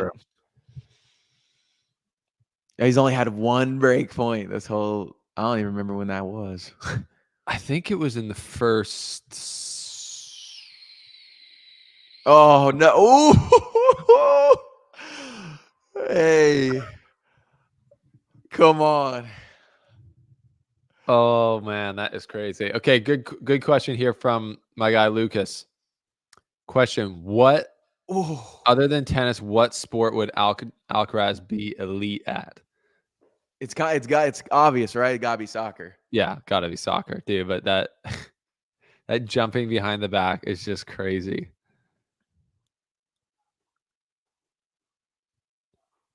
Oh, Stephen, Oh. Martin's got a question for you. Bro, like Alcaraz is just 12 forehand winners to 5 right now for Alcaraz. I mean, the fact he even got I don't know. That's the second time that in the last few minutes here that Djokovic has approached to the Alcaraz forehand. That seems a little weird to me. he don't know what he's doing, bro. Or he's just playing a game. Maybe Djokovic's master plan was, you know what? The crowd, they hate me. They want all these things. I'm gonna give them the worst match ever. That was a good volley there from Djokovic to save break point. I'm gonna give the worst match ever. No, Alcaraz I could don't play agree. slot receiver. He's fast as hail, man. Like he could run some routes, as Cam. Who's that? Cam Newton would say routes. What you know about running routes? Put Carlos Alcaraz with Jameis Winston, and you'll have the happiest team of all time. It's true. Djokovic's serve is. I feel like Djokovic's serve is starting to pop a little more here. It is, and we got 200 people in the chat. Come on, guys. Also, if you're watching and you're not subscribed, hit the subscribe button. Leave a comment under the video. Help us push the algorithm, and also shout out to Betway. Huge shout out. Interesting stat here. I mean, very small sample. I mean, this kind of ridiculous sample size. It's only 2 service games, but Djokovic is winning 75% of his first serves here in this set, which is higher than the last 2. Oh, he can't catch a break. That's one of those points, JP. I love this in tennis. So Djokovic does not want to come forward on that point. Yeah. Alcaraz chops it, blocks it short, and then the ball's below the net. So Djokovic has to come forward essentially, but he has to hit up on the ball. So he has to get up and then down. It's a difficult shot. You can't really attack from that position, and you're not coming forward on your own initiative. So it's not really helpful. It's like Federer did that all the time. He'd slice it low, make you come in when you don't want to come in. And Alcaraz does that. And I don't know if he meant to do it there, but yeah, it's making him unsure of himself. You want to play the match on your terms, and Djokovic just has definitely not been able to do that so far. Because when he does try and press, he'll miss like that. People don't realize either, like unless you've been out there on the court or seen a match where like how fast these serves actually are. When Carlos is coming up on Djokovic's second serve, they make it look super routine. But that ball is coming 100 miles an hour. Yeah. And so people need to, like, there's mad respect that happens on that. Let that go, bro. Oh, gosh. Jeez, that's a freaking good first serve that he's hit. You saw the chalk fly up, just painted the line, and Alcaraz still gets that back. That's crazy. Crazy. Alcaraz doesn't look like he's broken a sweat yet. Dude, right? And I'm still hung up on what you're saying. Djokovic has had like zero emotion this whole time, which is like, you're not even frustrated. Here he goes again. Over. Say goodnight. Oh my gosh. That basically doesn't matter. That point was Alcaraz's for sure.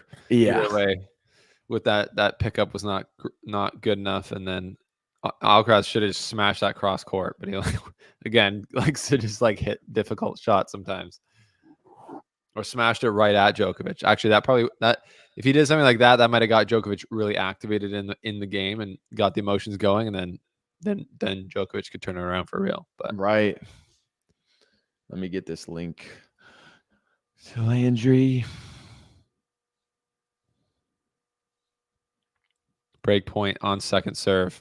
The odds say that he will get broken here. The odds. Do we trust the numbers?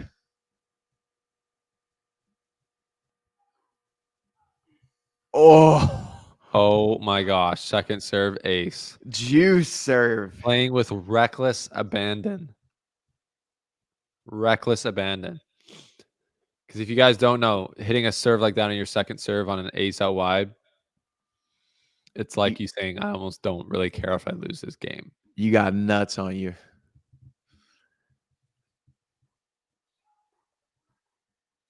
Oh. Oh. Come on. I wonder if Djokovic wins this game, if he's going to give a big cheer and he's going to try and get the crowd behind him and pump him Dude, up. I feel like he's not going to.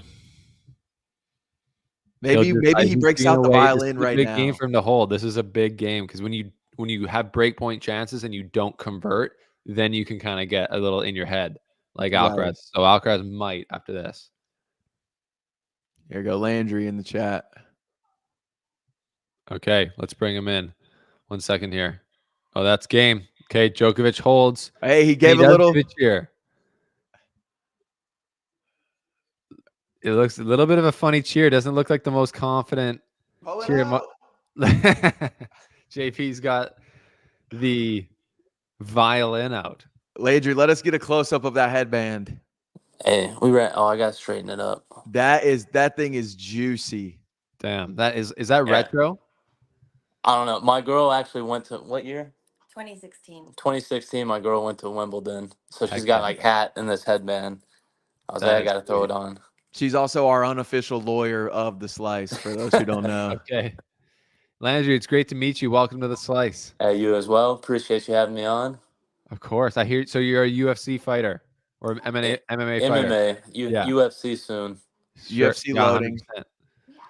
So that's crazy. So you're like I'm almost intimidated just being in the same video room as you. Put me in a freaking triangle knee choke hold. Triangle Nietzsche. Who are you cheering for? I'm going Djokovic.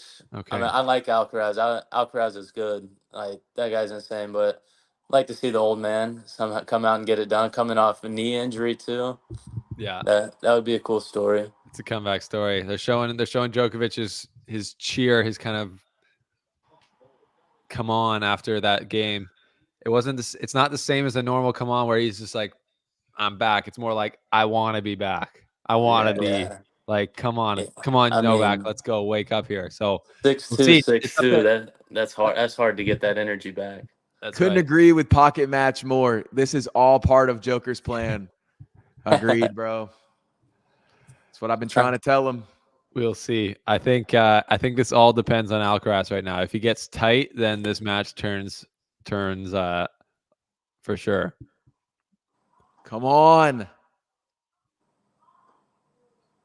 There's an open stance. Oh, God dang it. You're just thinking, Alcaraz, give me something. Give me a miss here. Mix in a miss. he does Mix not want to in miss. a miss, bro. Give me a break. God dang. Just right on the line. No problem. Landry, who are these players' MMA fighter comparisons? Oh man. MMA fighter comparisons. Guys Man, don't it's a last tough long one. enough time in MMA to like Djokovic. Yeah, people that It'd have to be like John Jones. 24. Yeah. Yeah, I would have to say he's John Jones. I mean, 24 titles. Controversial. Dude, Alcaraz he's got to be. Alcaraz is like maybe an O'Malley. That's exactly what I was about to say. I feel like he's Sugar Sean. Yeah, he's got a little bit of flash to him. Still young. Come on. What? Oh, What? Dude. I'm sick right now. You should be, man. It's Djokovic for his whole career has been the more physical, the faster, can get everything. And you're literally, he's 37 years old and he's playing a guy who's more physical than him in every way. He's faster. He's probably stronger right now. He's got just more sauce. So it's like, and that's the challenge for Djokovic is like he's beaten a bunch of younger guys who are faster and whatever now in the last few years where he's just way more experienced, way more clinical in the way he plays. His serve is better. But It's not like Alcaraz is one of these. The crazy thing is he's not that inexperienced guy anymore. He's already won 3 majors. Right. He's already beaten Djokovic in this final before. None of this is new for Alcaraz. Is this his 5th overall final or 6th? Well, Alcaraz? Yeah. I'm pretty sure this is his 4th. He hasn't lost in a major final. Has he not? No, he is not, which is also crazy. Undefeated. I should think I just started getting into tennis at the U.S. Open last year when Alcaraz was playing Tiafoe. You did? Yeah. Okay, so yeah, tell us a little bit about your tennis journey here. Yeah, just to confirm, yeah, Alcaraz has never lost in a final of a major. He's only won when he's gotten there. He's been in 3 finals. He has won all 3. Got you. Dang, 4 for 4 is gonna. Let's see. Michael Let's see if Jordan. we can go 3 for 1, but looking like 4 for 4. Dang. Not so fast. I don't No, know. yeah. My parents like watched tennis. I think my mom played when she was younger, so I would always see it on the TV, but I never really got into it. Then my girlfriend, she used to play tennis too. Okay. Yeah, U.S. Open was on. We were traveling, and it was on like the seat video, so I was just watching it the whole time. Then I played with her, and realized how hard it actually was. Yeah. And I was like, dang, I have a new respect for this sport. That's Like, awesome. It is fairly hard. And I know, have you ever boxed? Or have you ever done any boxing or just MMA? I mean, no, like boxing matches, but I obviously like sparring and stuff. We box and stuff, but yeah, just MMA fights.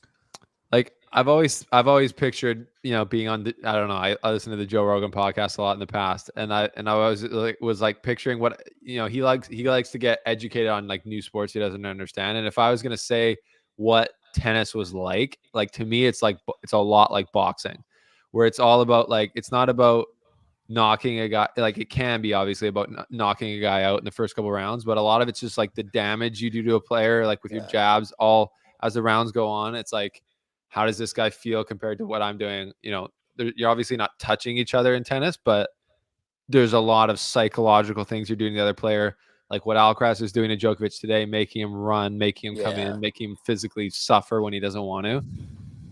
It's very similar to me to boxing. It's just one-on-one, and it's a style matchup, and who takes their chances better. Does that make sense?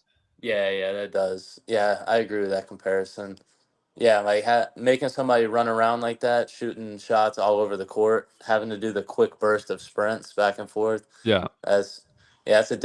Somebody was talking about conditioning in the chat. Yeah, it's a different type of conditioning because you're in a match like this, in a men's match, you're playing at least an hour and a half, 2 hours. Yeah. And you're sprinting back and forth, quick bursts the entire time. Long volleys, that'll add up, especially a young kid like Alcaraz. For sure. He's in shape, having to do it to Djokovic coming off a knee injury. That's tough right there. Tough, bro. Seriously tough. So just checking in here on the stats again. So if you're just watching now, this is an interesting, I would say, for the Djokovic fans here hoping for a turnaround, this is a stat that is potentially helpful. So in the first set, Djokovic only won 55% of his first serve points. So Landry, the first serve in tennis is so key for the men, especially. You want to be getting a good percentage in, 60+% in, and then you want to be winning. Djokovic normally on grass would be winning 80% of his first serve points, just for comparison. So he won only 55% in the first set. In the second set, he won 60%, so a little better. And so far in set 3, he's at 79% first serve points. The numbers don't lie. Hey, he's climbing up. So That was a good shot. He's starting to play better, serve better. Oh yeah, this is it, bro. Hey, if we're going, God, if we're going back to the boxing terms, maybe he's figuring out his game a little bit. Yeah, finding his range is what they say, isn't it? Beautiful boxing. Yeah. And Craig, I don't know if you were watching when Craig was on in the last. I think that first game of the match, he kind of got bopped on the nose, and then he started Yeah, I heard His him. eyes started watering, and you're like, "Oh my gosh, you're up against it right away." So Yeah, you get rattled, and then the great ones are able to take that shot and compose themselves. Yeah. And dig back in. Landry, tell us what is it like getting hit in the face hard? Because I've been in a few fights on the street, schoolyard. I mean, it's different. Like when you're like in front of a lot of people, but you spar a lot, you get used to that feeling of getting hit. Yeah. It can be a little different when like you're in a cage with a crowd going crazy, but been hit after getting hit so many times, like sparring and stuff, you learn just to like roll with it and not let it like get to you where you see red, as the people say in street fights. So you Yeah. kind of gotta roll with it. Like it happened, kind of hurt, shake it off, and get back to work. Which would be And worse, getting hit To in put the it in perspective, with the Stephen, ball or- Landry trains with like Michael Chandler, Gilbert Burns, a bunch of PFL guys. Kamara Usman goes by the gym. Like Crazy. the last time I saw Landry, he came to Nashville fresh off a fight, and this man, he looked like a zombie from like The Last of Us. Oh shit! But was just walking around like broken foot, broken nose, and just like chilling, like, yeah, like it is what it is. I'm like, it is what it is. No, it ain't. I'll be at home. Bro, Toughness on a new level. bro, I think we were just talking about that today, no, a few days ago. I don't remember what came up, but we were talking about being in Nashville, and I was like, I can't believe I was out walking the streets looking how I was and feeling how I was. But like we already had the plane tickets and everything booked to Right. go there, so it was like, I mean, I can't just not go do stuff. But I bet people on the streets were looking at me like, what the heck? Yeah. Do y'all have a no? That was out. Oh my gosh, Djokovic, he's playing great right now. Honestly, He is. this game could have been his already, but he missed that the volley. That's he cannot miss that volley, and then he puts that one long. He's playing better. So I mean, this is dicey time if you're Alcaraz, because Djokovic is a little bit in the driver's seat in this last three game stretch. I would say, I think Alcaraz had a break opportunity earlier in the set, right? Yeah. And if he had broken there, I think it's like curtains. But Curtains. right now, Djokovic is kind of outplaying him, but Alcaraz is still getting these points, which is so if he holds here, then the pressure goes back on Djokovic. Yeah. Landry, do y'all have a photo from that weekend on the ready that we can show the viewers? Not to just completely put your stuff out there, but was that out? okay. Want me to send it to you or just Yeah, hold or it? just show it on the screen. Look at this. I think there's a word. Hold on. I think I can find a better one. I say better. I look worse in it. That is Let wild. me see So if I can then, go Stephen, pull it. imagine then going out after. I can't imagine. Oh, and my foot, the walking was almost the worst part because my foot was so swollen. Oh, Like literally from my knee all the way to my toes was like twice the size it should have been. nuts, That is bro. messed up. He had like elephantitis. It looked like it. Yeah. Your boy's got elephantitis. Oh man. Oh, Ooh. Dang. I don't know if I'll be able to go back and find it. I think it was on Gerard's page. Oh, yeah. Good luck. He has a lot of posts. Yeah. No, like the picture of my face. Alcaraz wants it. I feel like Alcaraz is getting a little tight right now. He is, bro. You can sense it. Still game point for him. But Djokovic is playing. Oh, get that down. See ya. Nice. There See we ya. go. Yeah, Djokovic is playing really good right now. Starting to hit big from the baseline and not miss as much. All right, so this is what it looked like when we were out in Nashville. You probably had people double taking you. So crazy. Well, he was rolling with me. They were like, dang, bro, you did him like that? I'm like, hey, it is what it is. It is. Hey, he had the tennis racket on him.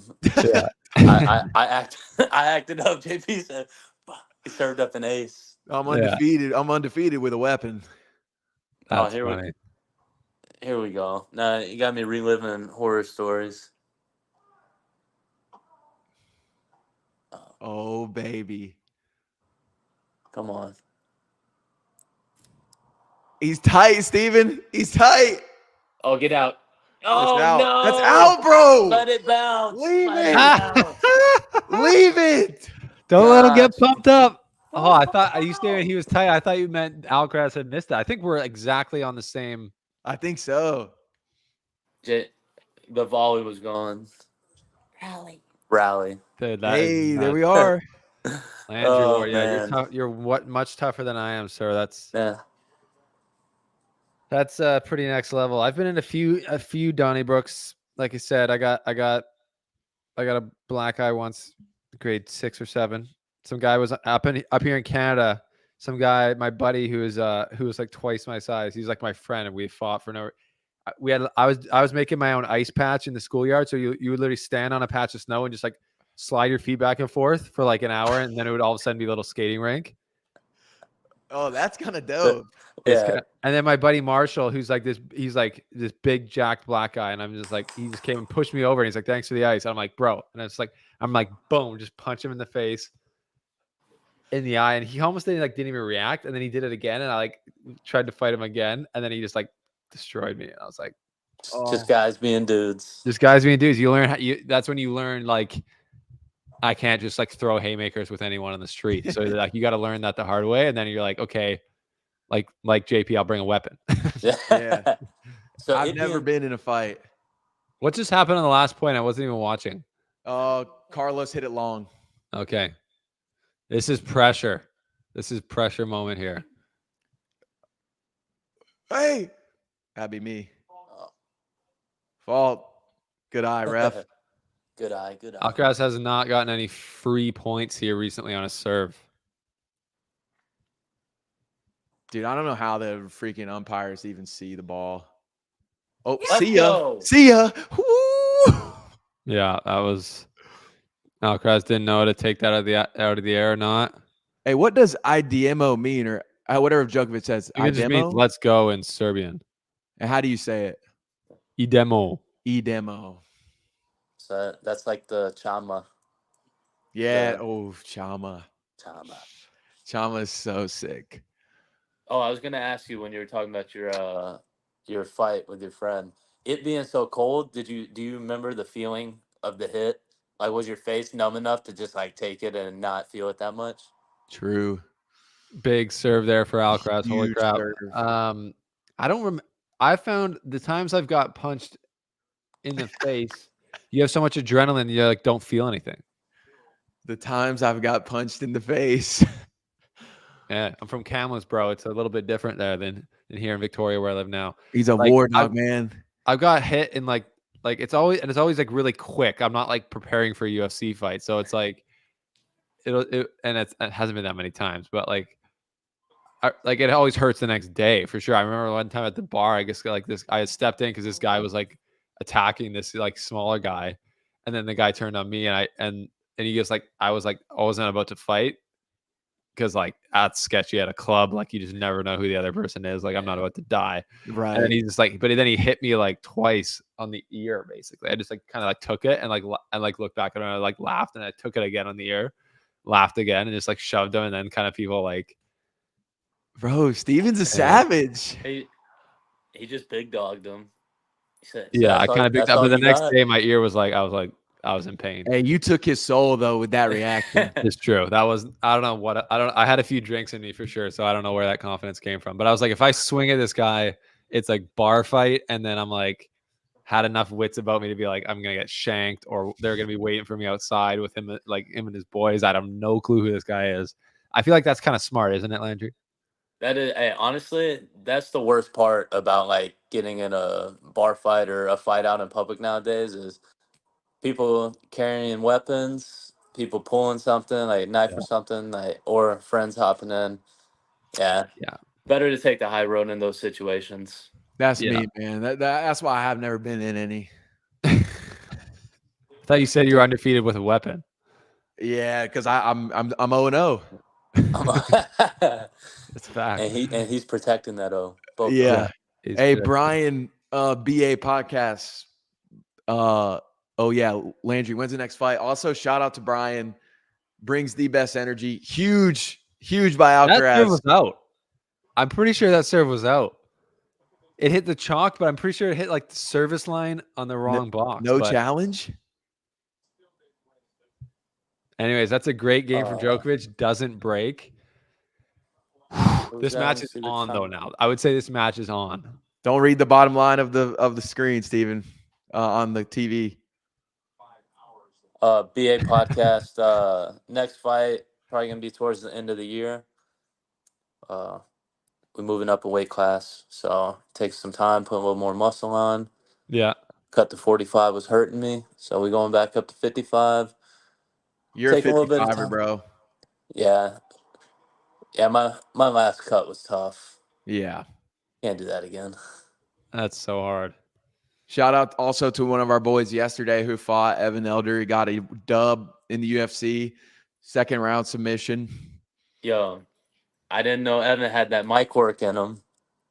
Yeah. So The performance in the mic work with it, that was our guy was the first fight of the night last night, Steven, and he won by submission. He gets on the mic after. He's like, I heard they try to clip my boy Trump.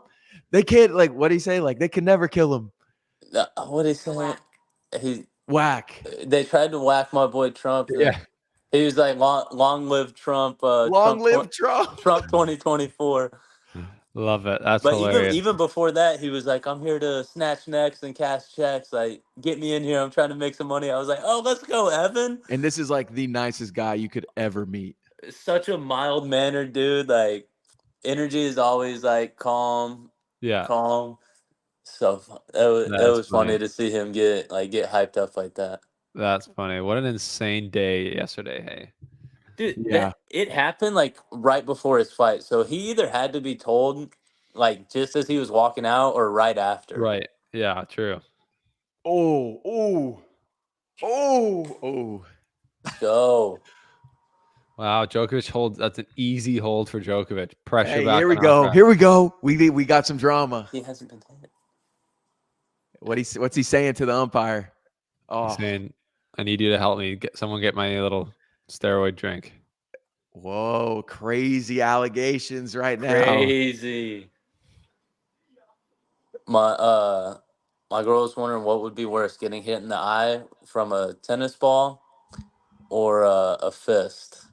Steven, you might have more of a better opinion on the getting hit in the face with a tennis ball. let's say off like 100-mile-an-hour serve. Yeah, I feel like a fist maybe, like, because like a fist is like, it's not gonna get your actual eyeball maybe as much. Because if I get hit here, it's like the bones around. Yeah. Does that make sense? The ball, I feel like you wouldn't the be. visual representation that's money. The ball would, I don't Like know. in doubles when you look back. Dude, I think I'd rather get punched. In the eye, yeah, maybe 'Cause, get fun. Hi, I'm Lauren. I'm wearing my Wimbledon hat. So in doubles when you turn back, and this happened recently at Wimbledon, and the person who was serving hit their partner in the eye as he was looking back in the face. Oh, in the eye? Oh God. I think it was in the Jeez. face. I think they missed the eye. Yeah, I've seen them. I've seen it get bounced off like the server's head. I'm pretty sure I've done that before to a doubles partner. But yeah, it's it's not a contact sport, but it's definitely not safe out there. Yeah. I mean, I've been hit in the eye by my sister when we used to play doubles in high school. Oh, yeah? And thank God I've never been hit in the face. Yeah. Luckily, God. Yeah, I think both would be horrible. Lauren, what's it like for you when you're watching your man fight? Do you love it or do you hate it? I hate it I with a capital H. But he loves it, so I support him. But it's just I pace and I don't really like to watch. I just leave for a little bit, go have Yeah. a drink, Yeah. take a walk, and then I hopefully come back and hear that he won. Right on. Well, that's a tough spot to be for sure. I feel like that's even with sports that aren't fighting, where you're like literally in danger, like what you are when you're fighting. I feel like, you know, if Carlos's girlfriend was here or Djokovic's wife, Yelena, probably hates sitting there watching. You know, it's Right. nervous, Yeah, right? She, you know, they've done a lot of winning, so she's probably, you know, had a good time. But Yeah, a lot of it's times nerve where like wracking. Like it's even just going like, and watching like friends and teammates fight, you know, it's yeah, nerve wracking being like just being there watching it. yeah, Because when you're fighting, like you're like, all right, like I'm in control of it. But then when you're watching your boys, you're like, come on, yeah, all yeah, yeah. nervous. Are you Dude, not yeah, nervous it though when is. you go into the ring? I mean, you have your little nerves like in the back when you're warming up and stuff. Just, I mean, you're about to go and get into a fight with another trained, skilled person, so you have Yeah, those nerves. But I think it's more of like performing nerves now. But you, once I get in the cage, like and I do my little pre-fight deal, I do like it really locks me in, and like everything's gone. Then I'm just focused on like doing the job. that's awesome. Alcaraz has 15 forehand winners. Djokovic has 5. Yeah, that's that stat I think tells the story of the match.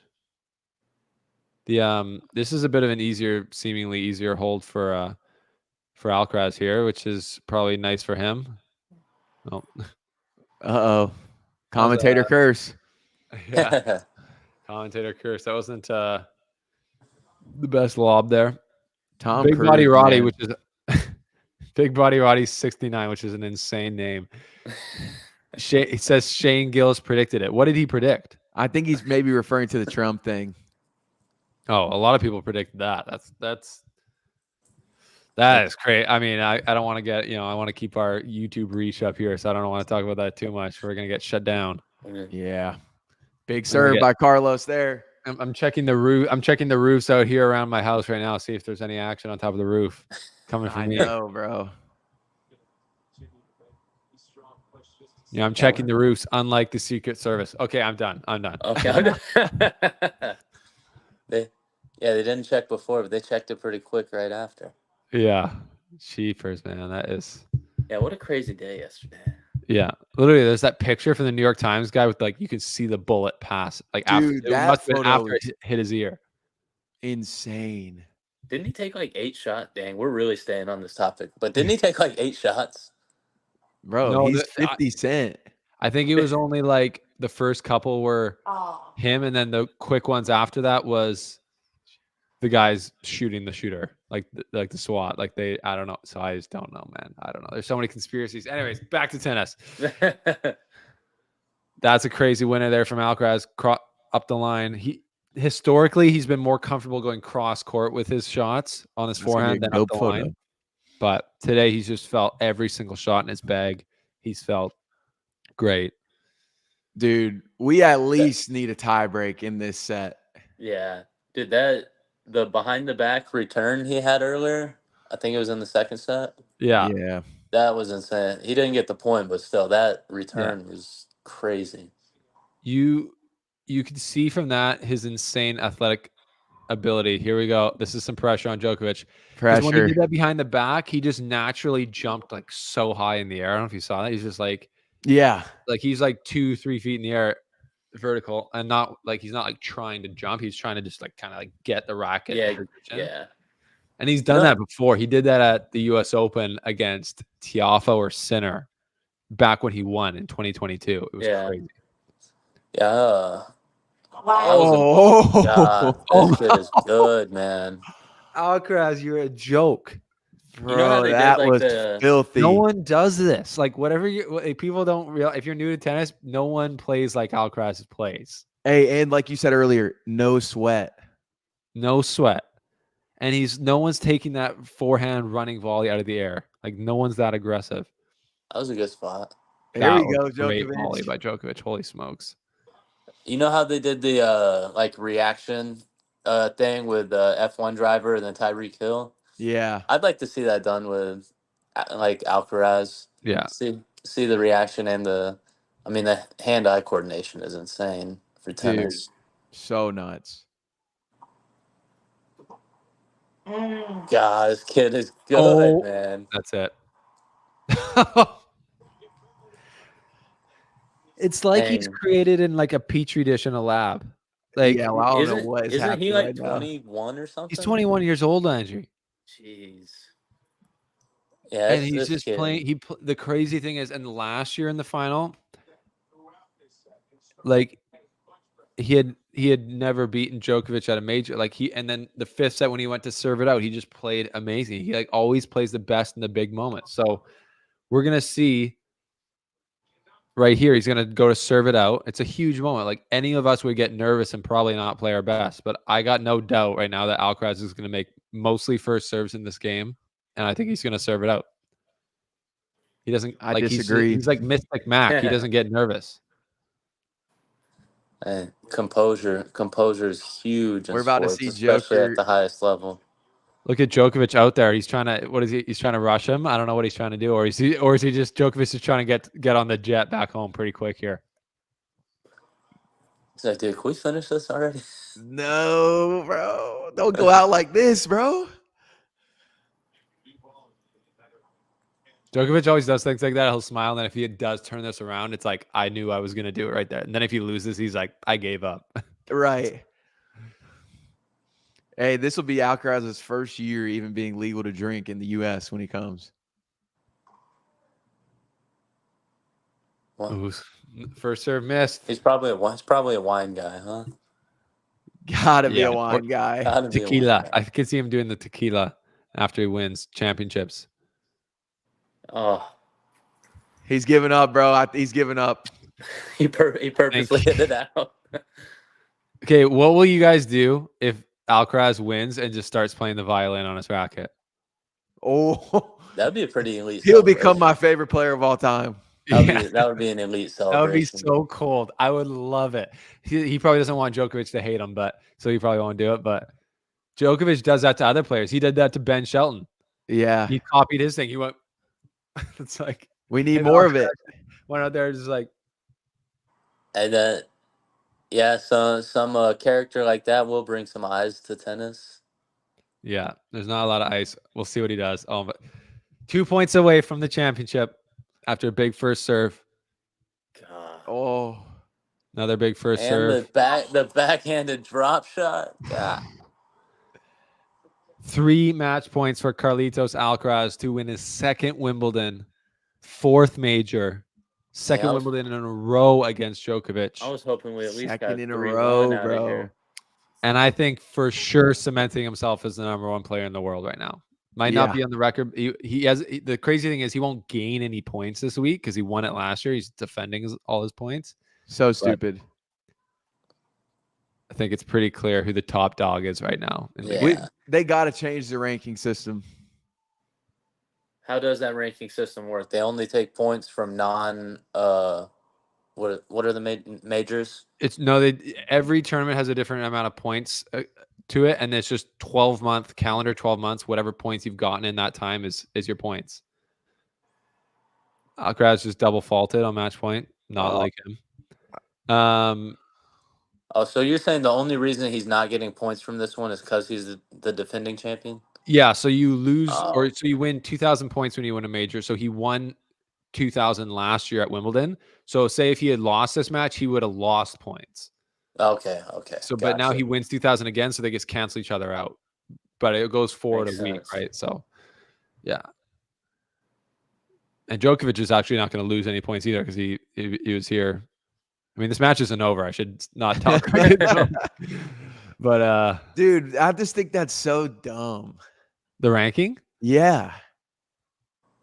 1 sec here. Uh-oh. 2 see something two match crazy. points saved from Djokovic. But if there's one dude that I feel like would choke the least, it's Alcaraz. Oh, I know. He's not really choking right now. He's double fault. I mean, maybe double fault on match point is a choke, but I think it's In just the crowd. points of tennis. His dad is his manager saying there, let's go. Ace. I'm calling, what is this? Ace out wide. It's going wide, that's for sure. JP's hitting his camera with the tennis racket. That's almost an ace out You wide. were so boys. close. I saw it hit. I was like, oh no. First serve again. You joining the pod, dude? Oh, again, another one. Trying to put a hole in that net. This one's going straight Dude, into the net. I'm nervous right now. I got nerves. Big 220. big tennis guy here. First time in the match that I felt anything. It was just so Look. cruise control.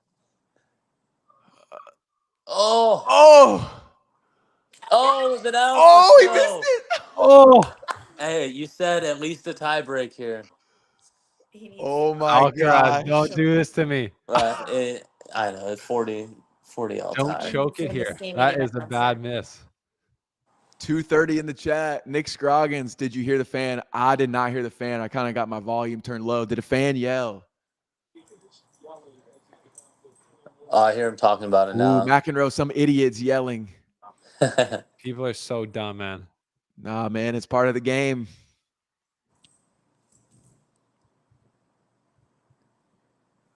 Oh. See ya. Oh, is it out? It was out. It was out. Oh, let's go. Tight like a drum right now, boys. Djokovic is getting every return back. Oh my gosh. The ball is finally bouncing his way a little bit, but is it going to be enough? Oh man. I love the mentality though. He just goes. Alcaraz is still just like, I'm right here, right here. Right. You know he believes he's about to hit an ace. Yeah. Ooh. You know, it's Imagine funny. I was playing actually. double faults. I guess I'll wait till after this. Oh. Come on. Let's go. Oh my gosh. Broken while Let's go. serving for it. Steven! The script. Oh yeah, I was watching I guess it was Steven! like. This is crazy. There's I don't know if he was like a mental coach or motivational speaker, but he was talking about like the difference in the top like 25 to top 5 tennis players, like Yeah. what sets them apart.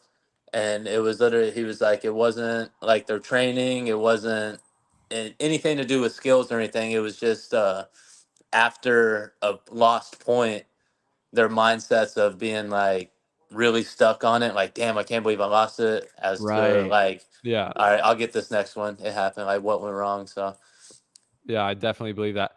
They just showed a replay of the fans screaming when Alcaraz was about to win the Wimbledon. That is so crazy. I Like still couldn't even hear it. Was it bad? It was bad? bad. Like right as he's about to hit the ball. That's got to be a Djokovic fan, just like being an absolute monkey. That's an Alcaraz fan. Hype that he's going to win. how different would tennis be if like the fans could be loud at any moment?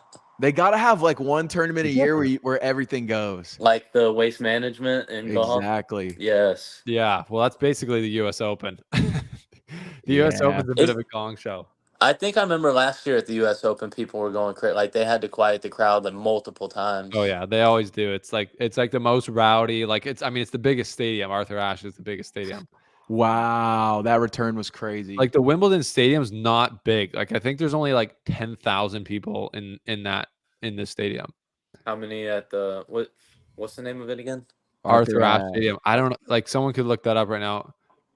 I can. I think we did look it up last year. It was like 18. Big Body Roddy. This is fun.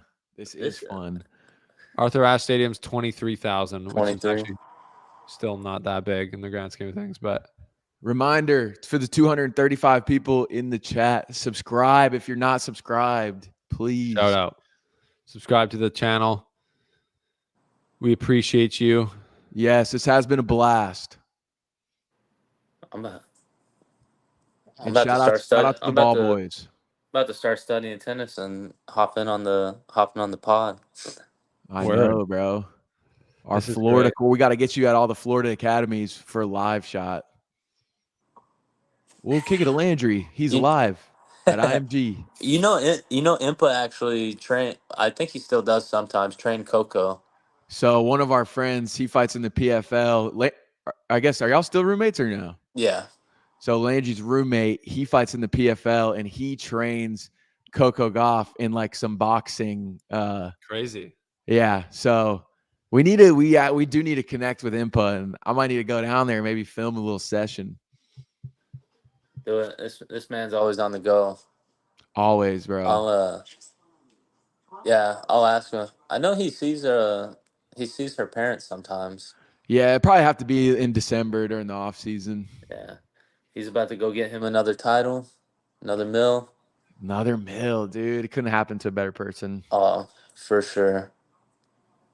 Yeah, he fight his next fight's at the Hard Rock actually. I know. Man, it's the day before your My wedding. wedding. I know I'm gonna be gone too. Dang, Yeah. tough. Steven, are you coming to my wedding? What day is it? August 17th. I mean, if you invite me. All right. Consider it done. I don't know. I'm sure Nicole would be stoked. Yeah, I'm sure she would. Flying at over 8 months pregnant at that point. She's like, nah. She says she wishes you luck. She wishes what? You luck on getting married. Oh, yes. Thank you. And congrats. Holy crap. Can't boys. wait to go on a double date. Yeah. She wants to make a trip to Nashville though. Oh yeah, we're Gonna take you up. We're gonna take you up on staying with y'all. It's a great time. Highly recommend it. Yes, Yeah. Are we okay to bring the little baby? dude. Of course, we're kid friendly home. Love it. That would be Hey. sick. Okay, we got to lock in though here. This is freaking crazy. I cannot believe Alcaraz didn't finish that off. Djokovic looked like out of it. Double fault. And then Djokovic hit, I think it was unforced error from Alcaraz, and then he missed the swinging volley. You see 3 Big match Body points not converted. Big Body Crazy. Roddy in the chat. Is this a 28-3 comeback? I think so. What is I would say 28-3? It's the Falcons' Patriots Super Bowl. The Patriots were losing 28-3 and came back in the second half and won. Right, I remember that. That was crazy. Holy crap. This might be even crazier though. I wish I had somebody running my Twitter right now. Get this man JP an assistant. Yeah, We need another coffee here. I think we are going to tiebreak, JP. I think you called it. Dang, We it is have to, bro. 11:30. I could use coffee too.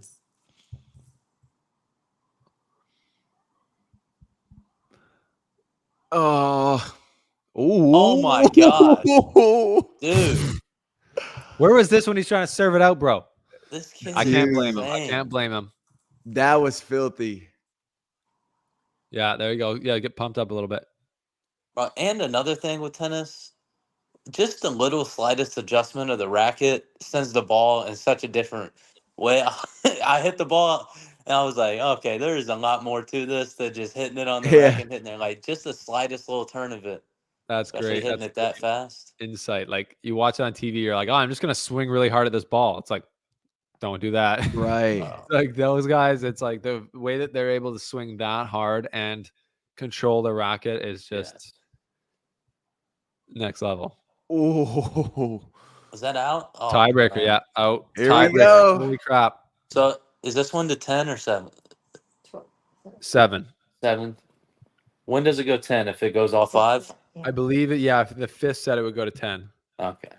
So the story here is historically Djokovic has been unreal in tiebreakers. But last year they had a tiebreaker in only one of the sets, and Alcaraz won it. Yeah, they just put that stat up. Djokovic 24 of 27 in major tie breaks. 24 wins out of 27 total, or 27 long? Yeah, okay. 24 wins of 27 total matches or tie breaks in majors. Oh, if he boy. gets to that, Out. out. Oh, Ooh. man. So choky from Alcaraz. Holy smokes. Yeah, He was there I with tons of time. I figured that was going in. Wow. Oh, that's a Challenge. that's a missed opportunity from Alcaraz. Now he's challenging because he's can't believe he missed it. Dude, also the ball technology will always just amaze me. Their replay, like, why doesn't every single sport do exactly what they did? Yeah. Yeah. You know what makes me mad is NFL. If they show like a touchdown replay and they show the like pylon angle. Yeah. It's never straight on from the pylon. It's either coming from like the right or the left side. Oh yeah, You have to have a camera straight on. Have to. it's 2024. Yeah, like there should be a camera inside the pylon. Yeah. They have the cameras on the side, but they're always facing like towards the field, never towards like the end zone. That mid work. Jesse's trying to fly home. Jesse's driving to his house right now. He's like, if we go to another set, I got you. Yeah, Let's go, Djokovic. I got another guest who could come on if we go 4 or 5. Oh. That's an unforced error. I would rage. That's probably why you're not there. Whoa, hang on, bro. Hey. Hang on. There's a lot of reasons I'm not there. That's not one of them. I'm just playing with you. I would, dude. I'm such a freaking wreck. I'm such a spaz when it comes to tennis. It's impossible. So, I'm just checking the third set here. Djokovic has played the third set has been crazy. 21 winners for Alcaraz, only 10 unforced errors. 12 winners for Djokovic, only 8 unforced errors.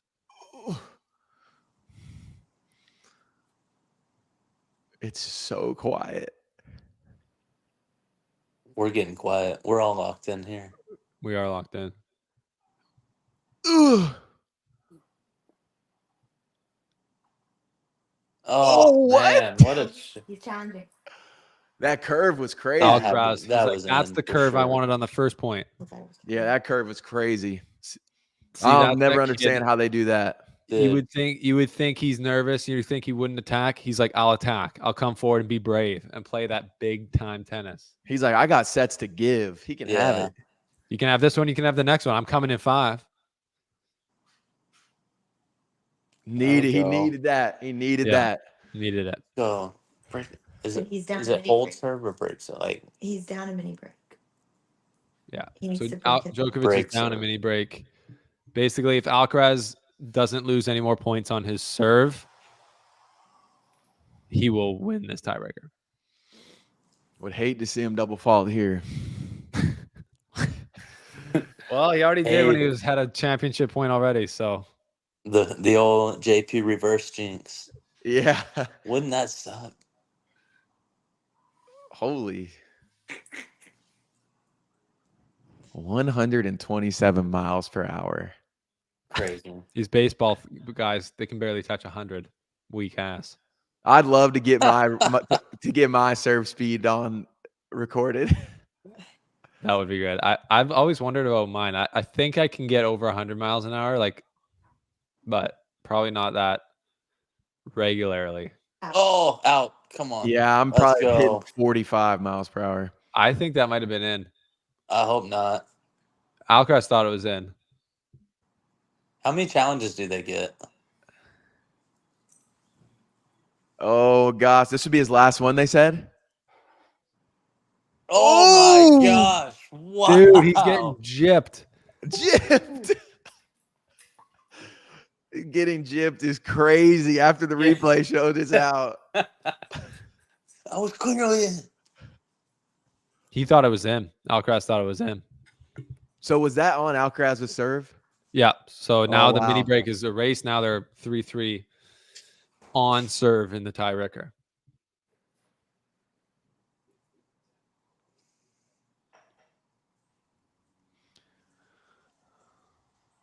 I was just posing crazy on camera. Y'all gotta correct me. You catch me lounging like this. You gonna lay on your stomach and kick your feet up? I'm telling you. What do you think this is? Casual Tuesdays on the slice? Yeah. Oh my gosh! How did he get? Oh my gosh! No. That's an insane point. Jeez.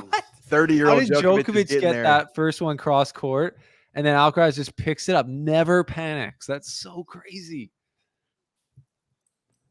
Djokovic has played like a great set, to be fair. Yeah. Great set. And the fact that Alcaraz has just kind of stayed with it each time, I can't believe he got to that.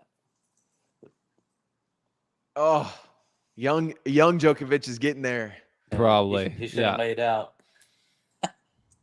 This is God. crazy. I just love I big, think if big body boys, Roddy. if Djokovic doesn't get both of his serves here, I think he's in trouble because Alcaraz can serve it out then.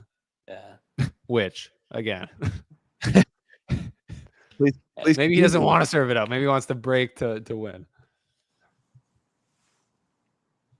And Second Big Body serve coming Roddy up, is a second big, serve. big tennis guy now. Yeah, big body Roddy is bringing all the juice. Big second serve from Djokovic. Good return from Alcaraz. Yeah. Oh, Oh, catch him going back. Where's he going? Oh, he tried to play so Oh! hard. That is a loose miss there. Oh, that is That not is a good. loose miss. Oh, man. fudge. Commenters, I don't know where the 237 people are because on YouTube it only says we have 29 people watching. It might be on Instagram, but I couldn't see the thing on Instagram. Is anyone on Instagram here? I didn't see on Instagram either. Instagram. I don't know. Yeah. I don't know if I close out of this website if it'll take the camera down. So Probably will. Landry, this has been great. We didn't know. We thought you'd be on here for like 10 minutes. This is hey, I'm enjoying it. I'll stay till y'all get another guest, or if you want me out, I'll get out. Oh, it might be on Twitter where we're getting the action. Yeah, we got 211 on Twitter. That's great.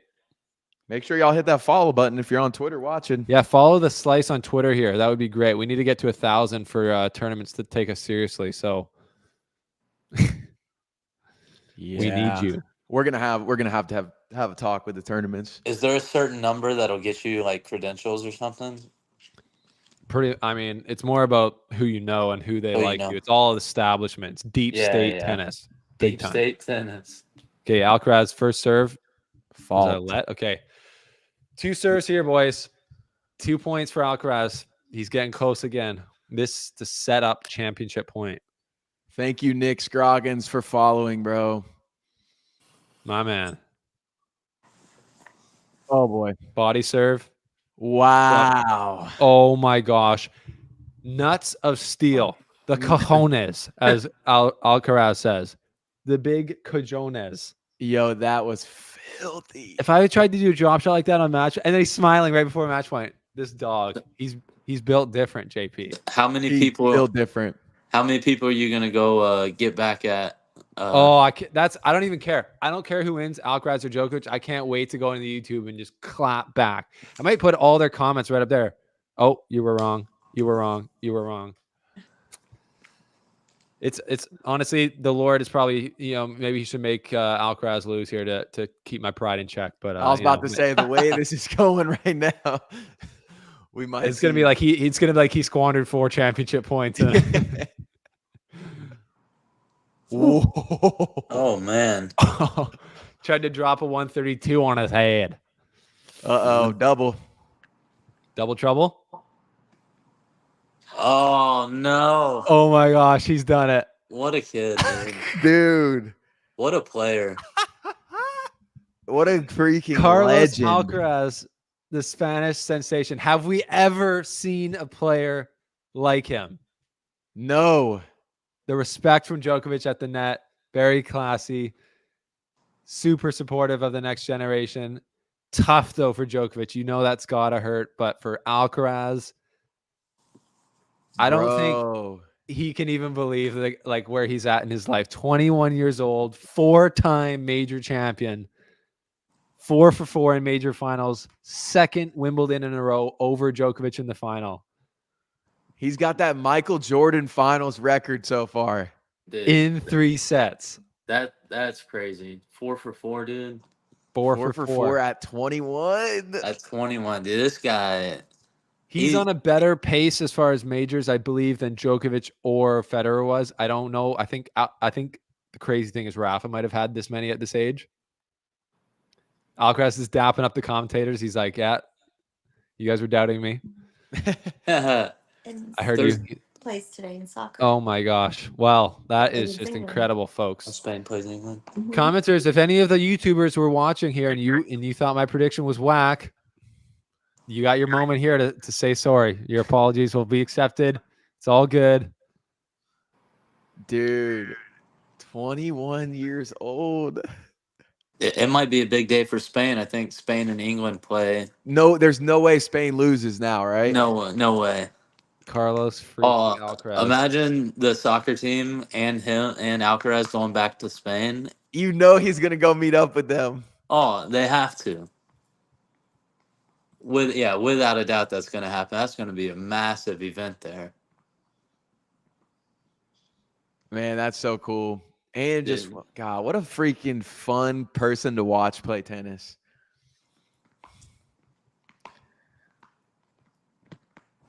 Yeah, this kid's gonna go set records. Dude, and I no love that, doubt. like, where they're asking, have we ever, when Steven's saying, have we ever seen anybody like Alcaraz?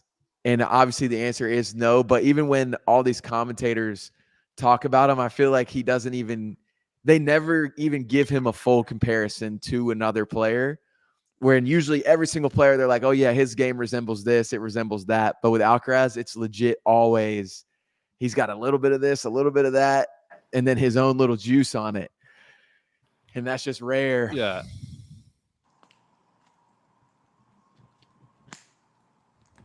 Did Djokovic retire?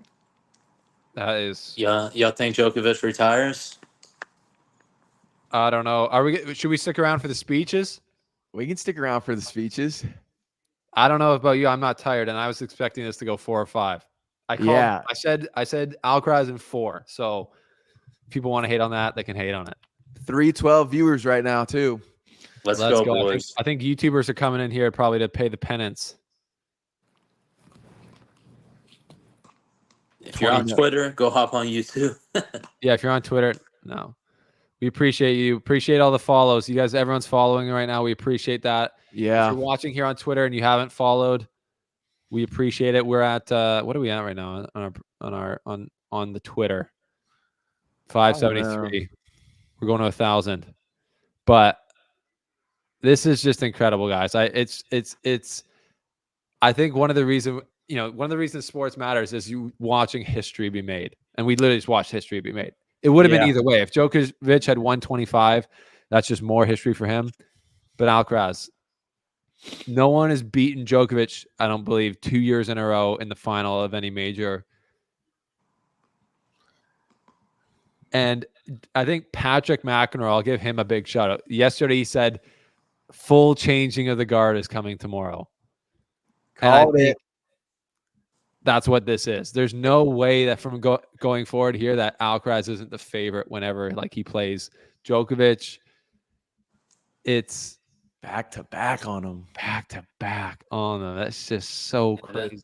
That was just a video representation of the changing of the guard because it went Djokovic, Alcaraz. That's right, Lantry. That is right. 1, 2, 3, 4, 5, 6. Only 6 players ever have won French Open and Wimbledon in the same year. Yeah.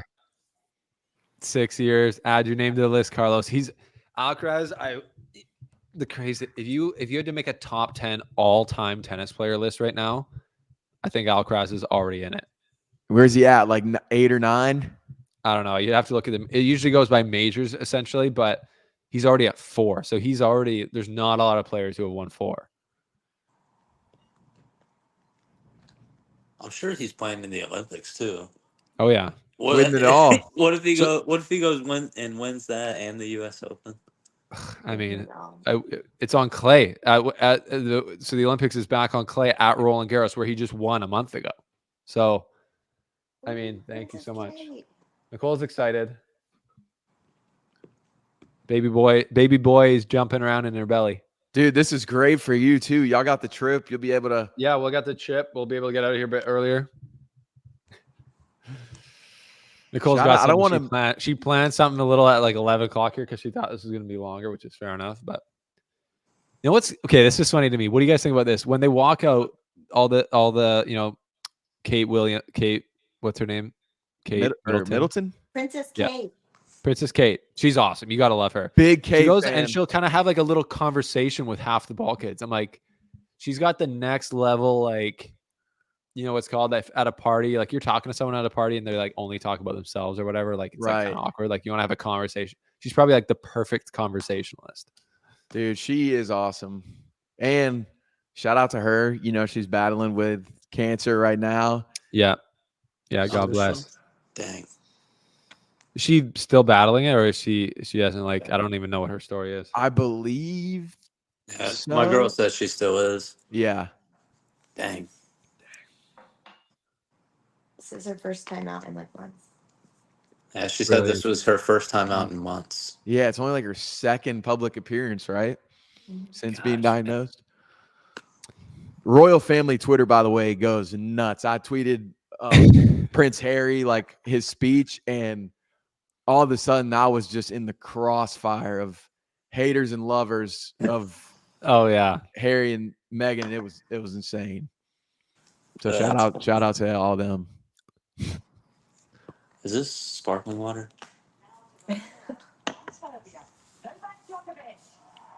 Where'd I put my water?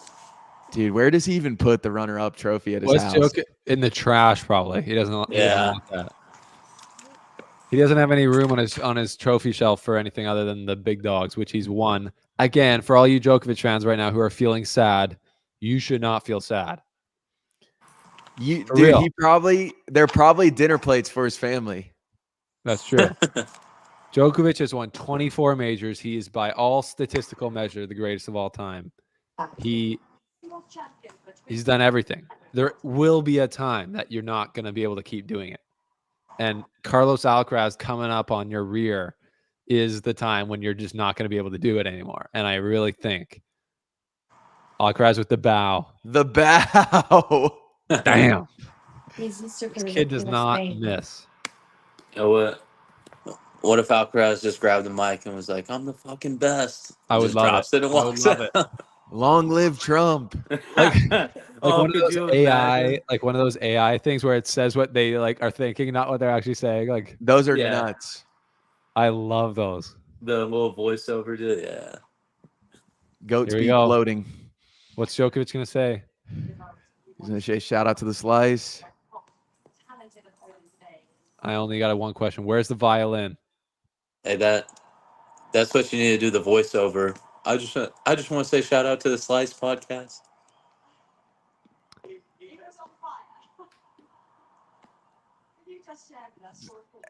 She's crazy. Young, hot player. Okay. Why did they interview them? They should just give them the mic and let them talk. I I didn't also even hate know where it they was like that. stand in the interviews. I mean, yeah, obviously not the result that I wanted, and of course, especially the first couple of sets, the level of tennis that wasn't up to par really from my side, but credit to Carlos for really playing some amazing tennis, very complete tennis from back of the court, serve. I mean, he had it all today. I tried to push him, save the 3 match points and extended the match a little bit, but it wasn't meant to be. Really, he was an absolutely deserved winner today. So huge congratulations to him for amazing. Yes, sir. What do they say? What's the saying? Batman saying it's like your heroes, you live long enough to see them become the villain. Yeah. Juan Carlos and everyone. 442 in the chat. 442. Obviously, Let's get to 500. Call your friends. kind of one-man show when you're on the court, but it's a team of people around. And For everybody tuning in, we're watching the speeches right now. That's why we don't have a ton of commentary. Just trying to hear what the man is saying. It's going to be completely silent when Alcaraz starts talking.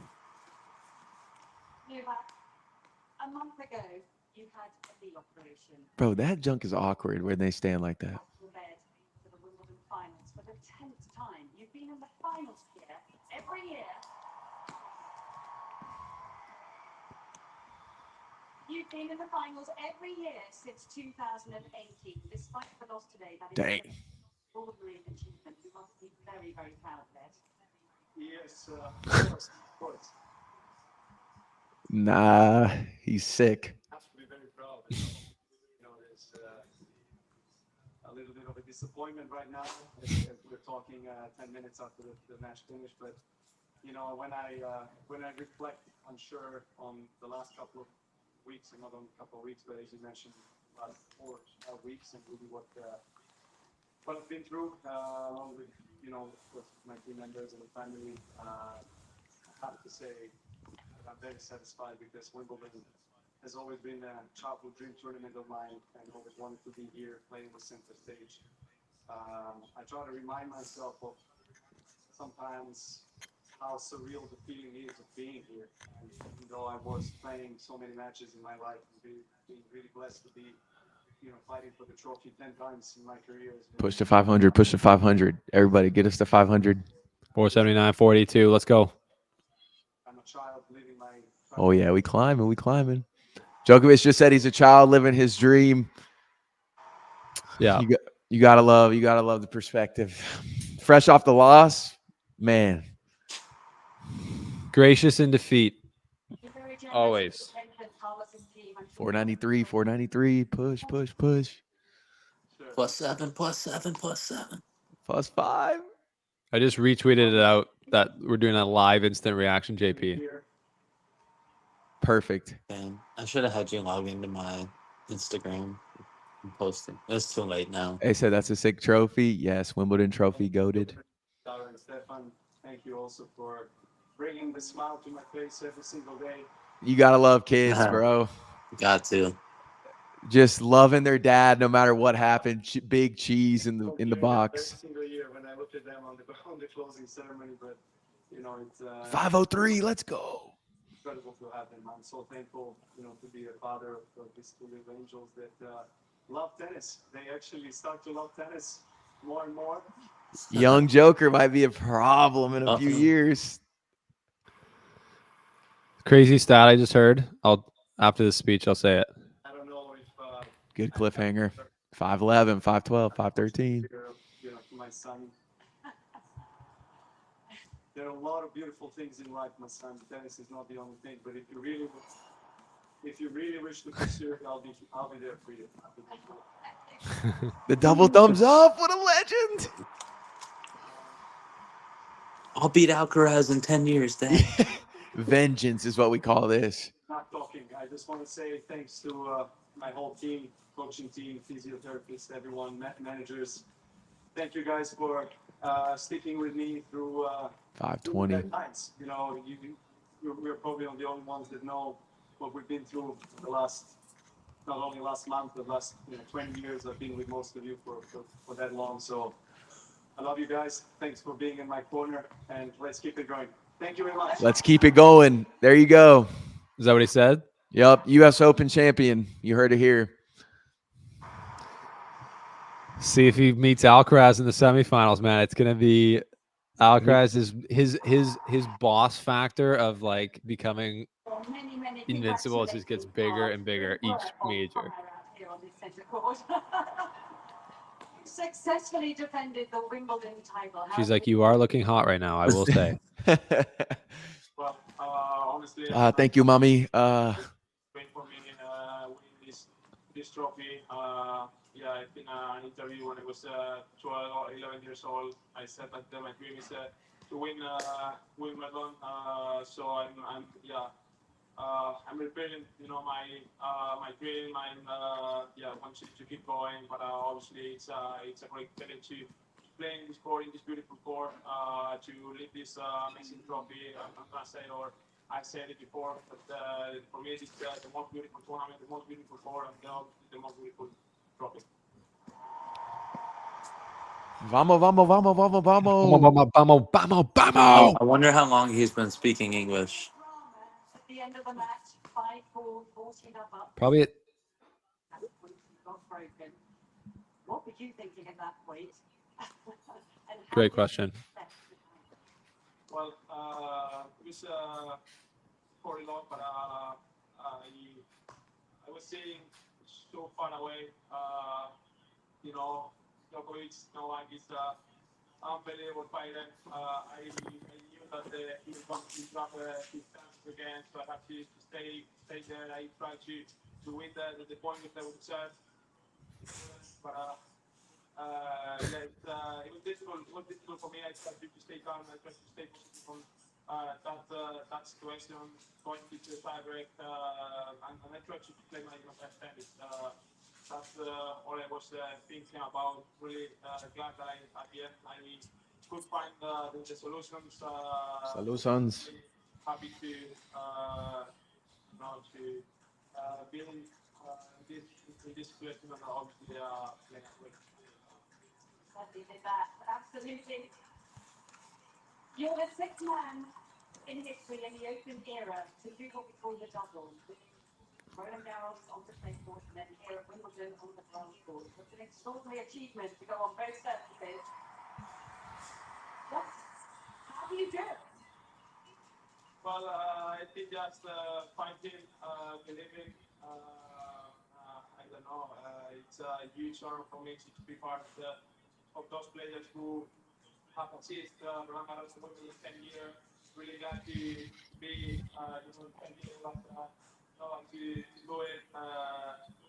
Huge champions that I'm not considering myself a champion yet, but I try to.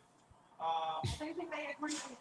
Not as them, but I try to keep going, keep building my journey and 576. it's a huge honor.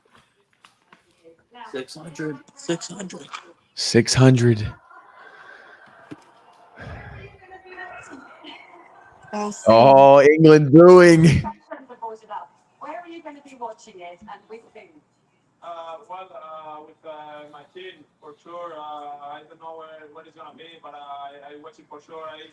Carlos said move. Y'all tell me. So let's see the football. So I've done my job. Dude, England will be so sick if Spain wins. it's going to be a really difficult match, I guess. I watch it. Let's see how it's going to with the World Cup. And don't forget, Euros Cup. The Euros Cup. there's a tradition to dance. 590. Push. 600. How are your dancing skills? Oh, Dios mío. He's like, get a couple tequilas in me, and you never know. We better, I guess. Let's see tonight, but I try to do my best. She's macking on him right now. Hey, she's like, I'll teach you. Right. I'm so nervous. Doing this speech. To have support to Novak and the team. 598. Have been a really difficult few weeks for you. You guys have done an unbelievable work after the French Open, having surgery. Didn't know if you are able to play this tournament that you don't play and making the final a really great round. 600, baby. 600. Let's get to 1,000 before the night's over. 24-hour stream. Difficult to realize that just in 2 weeks after the surgery, just playing points, playing matches in this sort of this kind of cricket. So I have huge respect for you, for your team. So great job at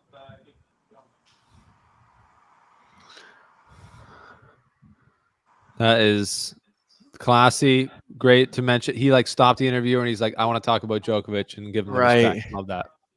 Everyone who are out there supporting, been an amazing 4 weeks. I've been here for 4 weeks preparing this tournament, practicing hard just to be in a good shape, to feel that I have chances to have a good report here. All the support every day, every week at home in every tournament, traveling around the world, being so far away from your family. Living. Looking at JP right now.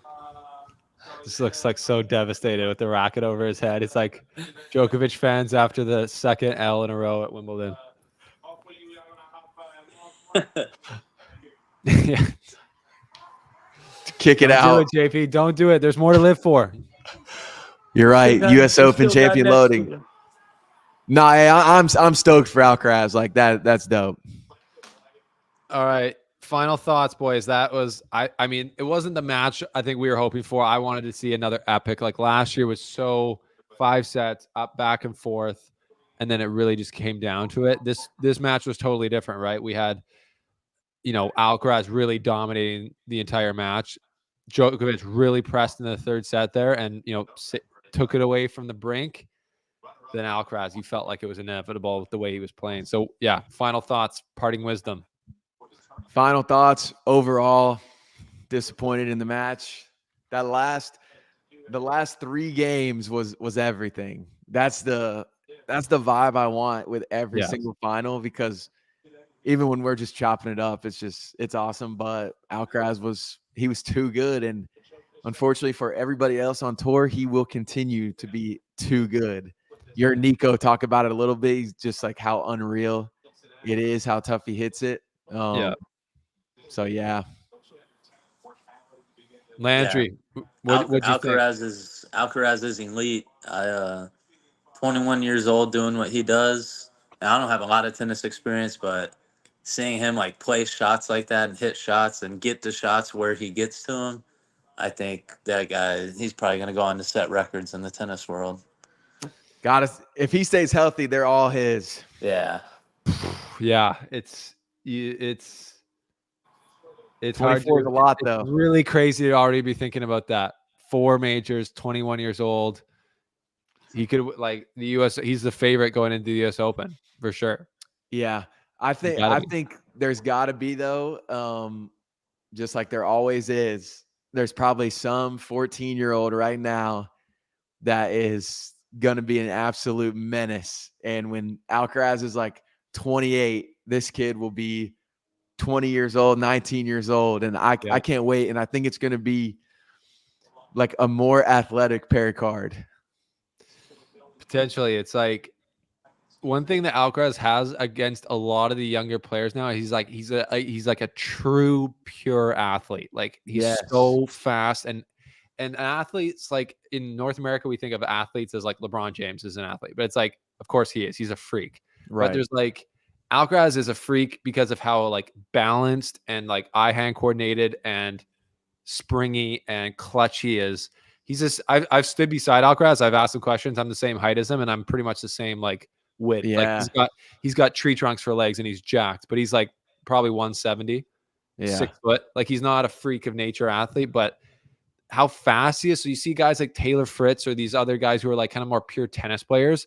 Right. Like I've said this before, no, sorry for the stray bullets for Taylor Fritz, but just like athletics wise, Alcaraz is on a different category of an athlete, I think. And yeah, I think that the tennis player of the future has got to be more like that. Like there's been a lot of guys who are taller and have huge serves, and they think that's the way tennis is going.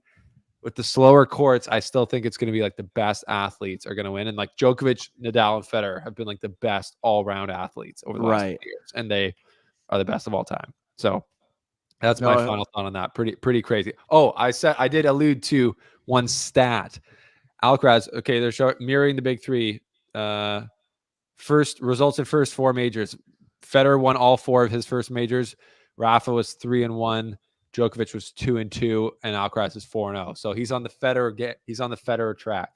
Do we know how old Nadal was when he got to 4?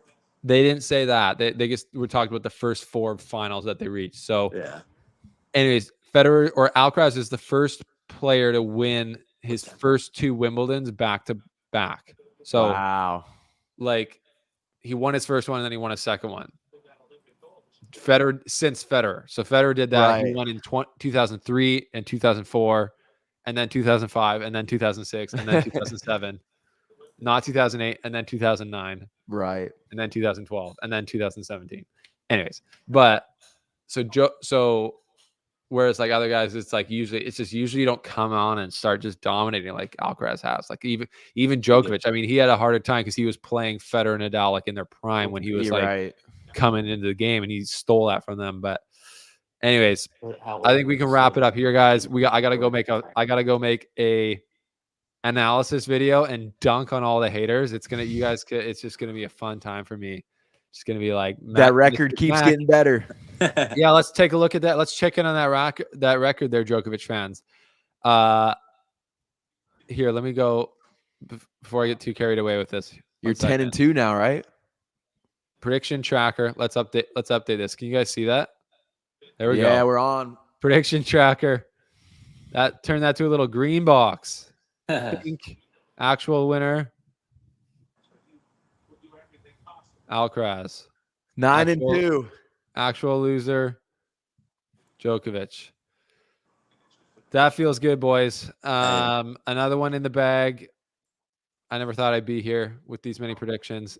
Just kidding. I gotta go. I gotta get off here. I'm gonna go too crazy. Anyways, Landry, appreciate you being here for this. It was really great to meet you. Yeah. It was good to meet you as well. Appreciate y'all having me on.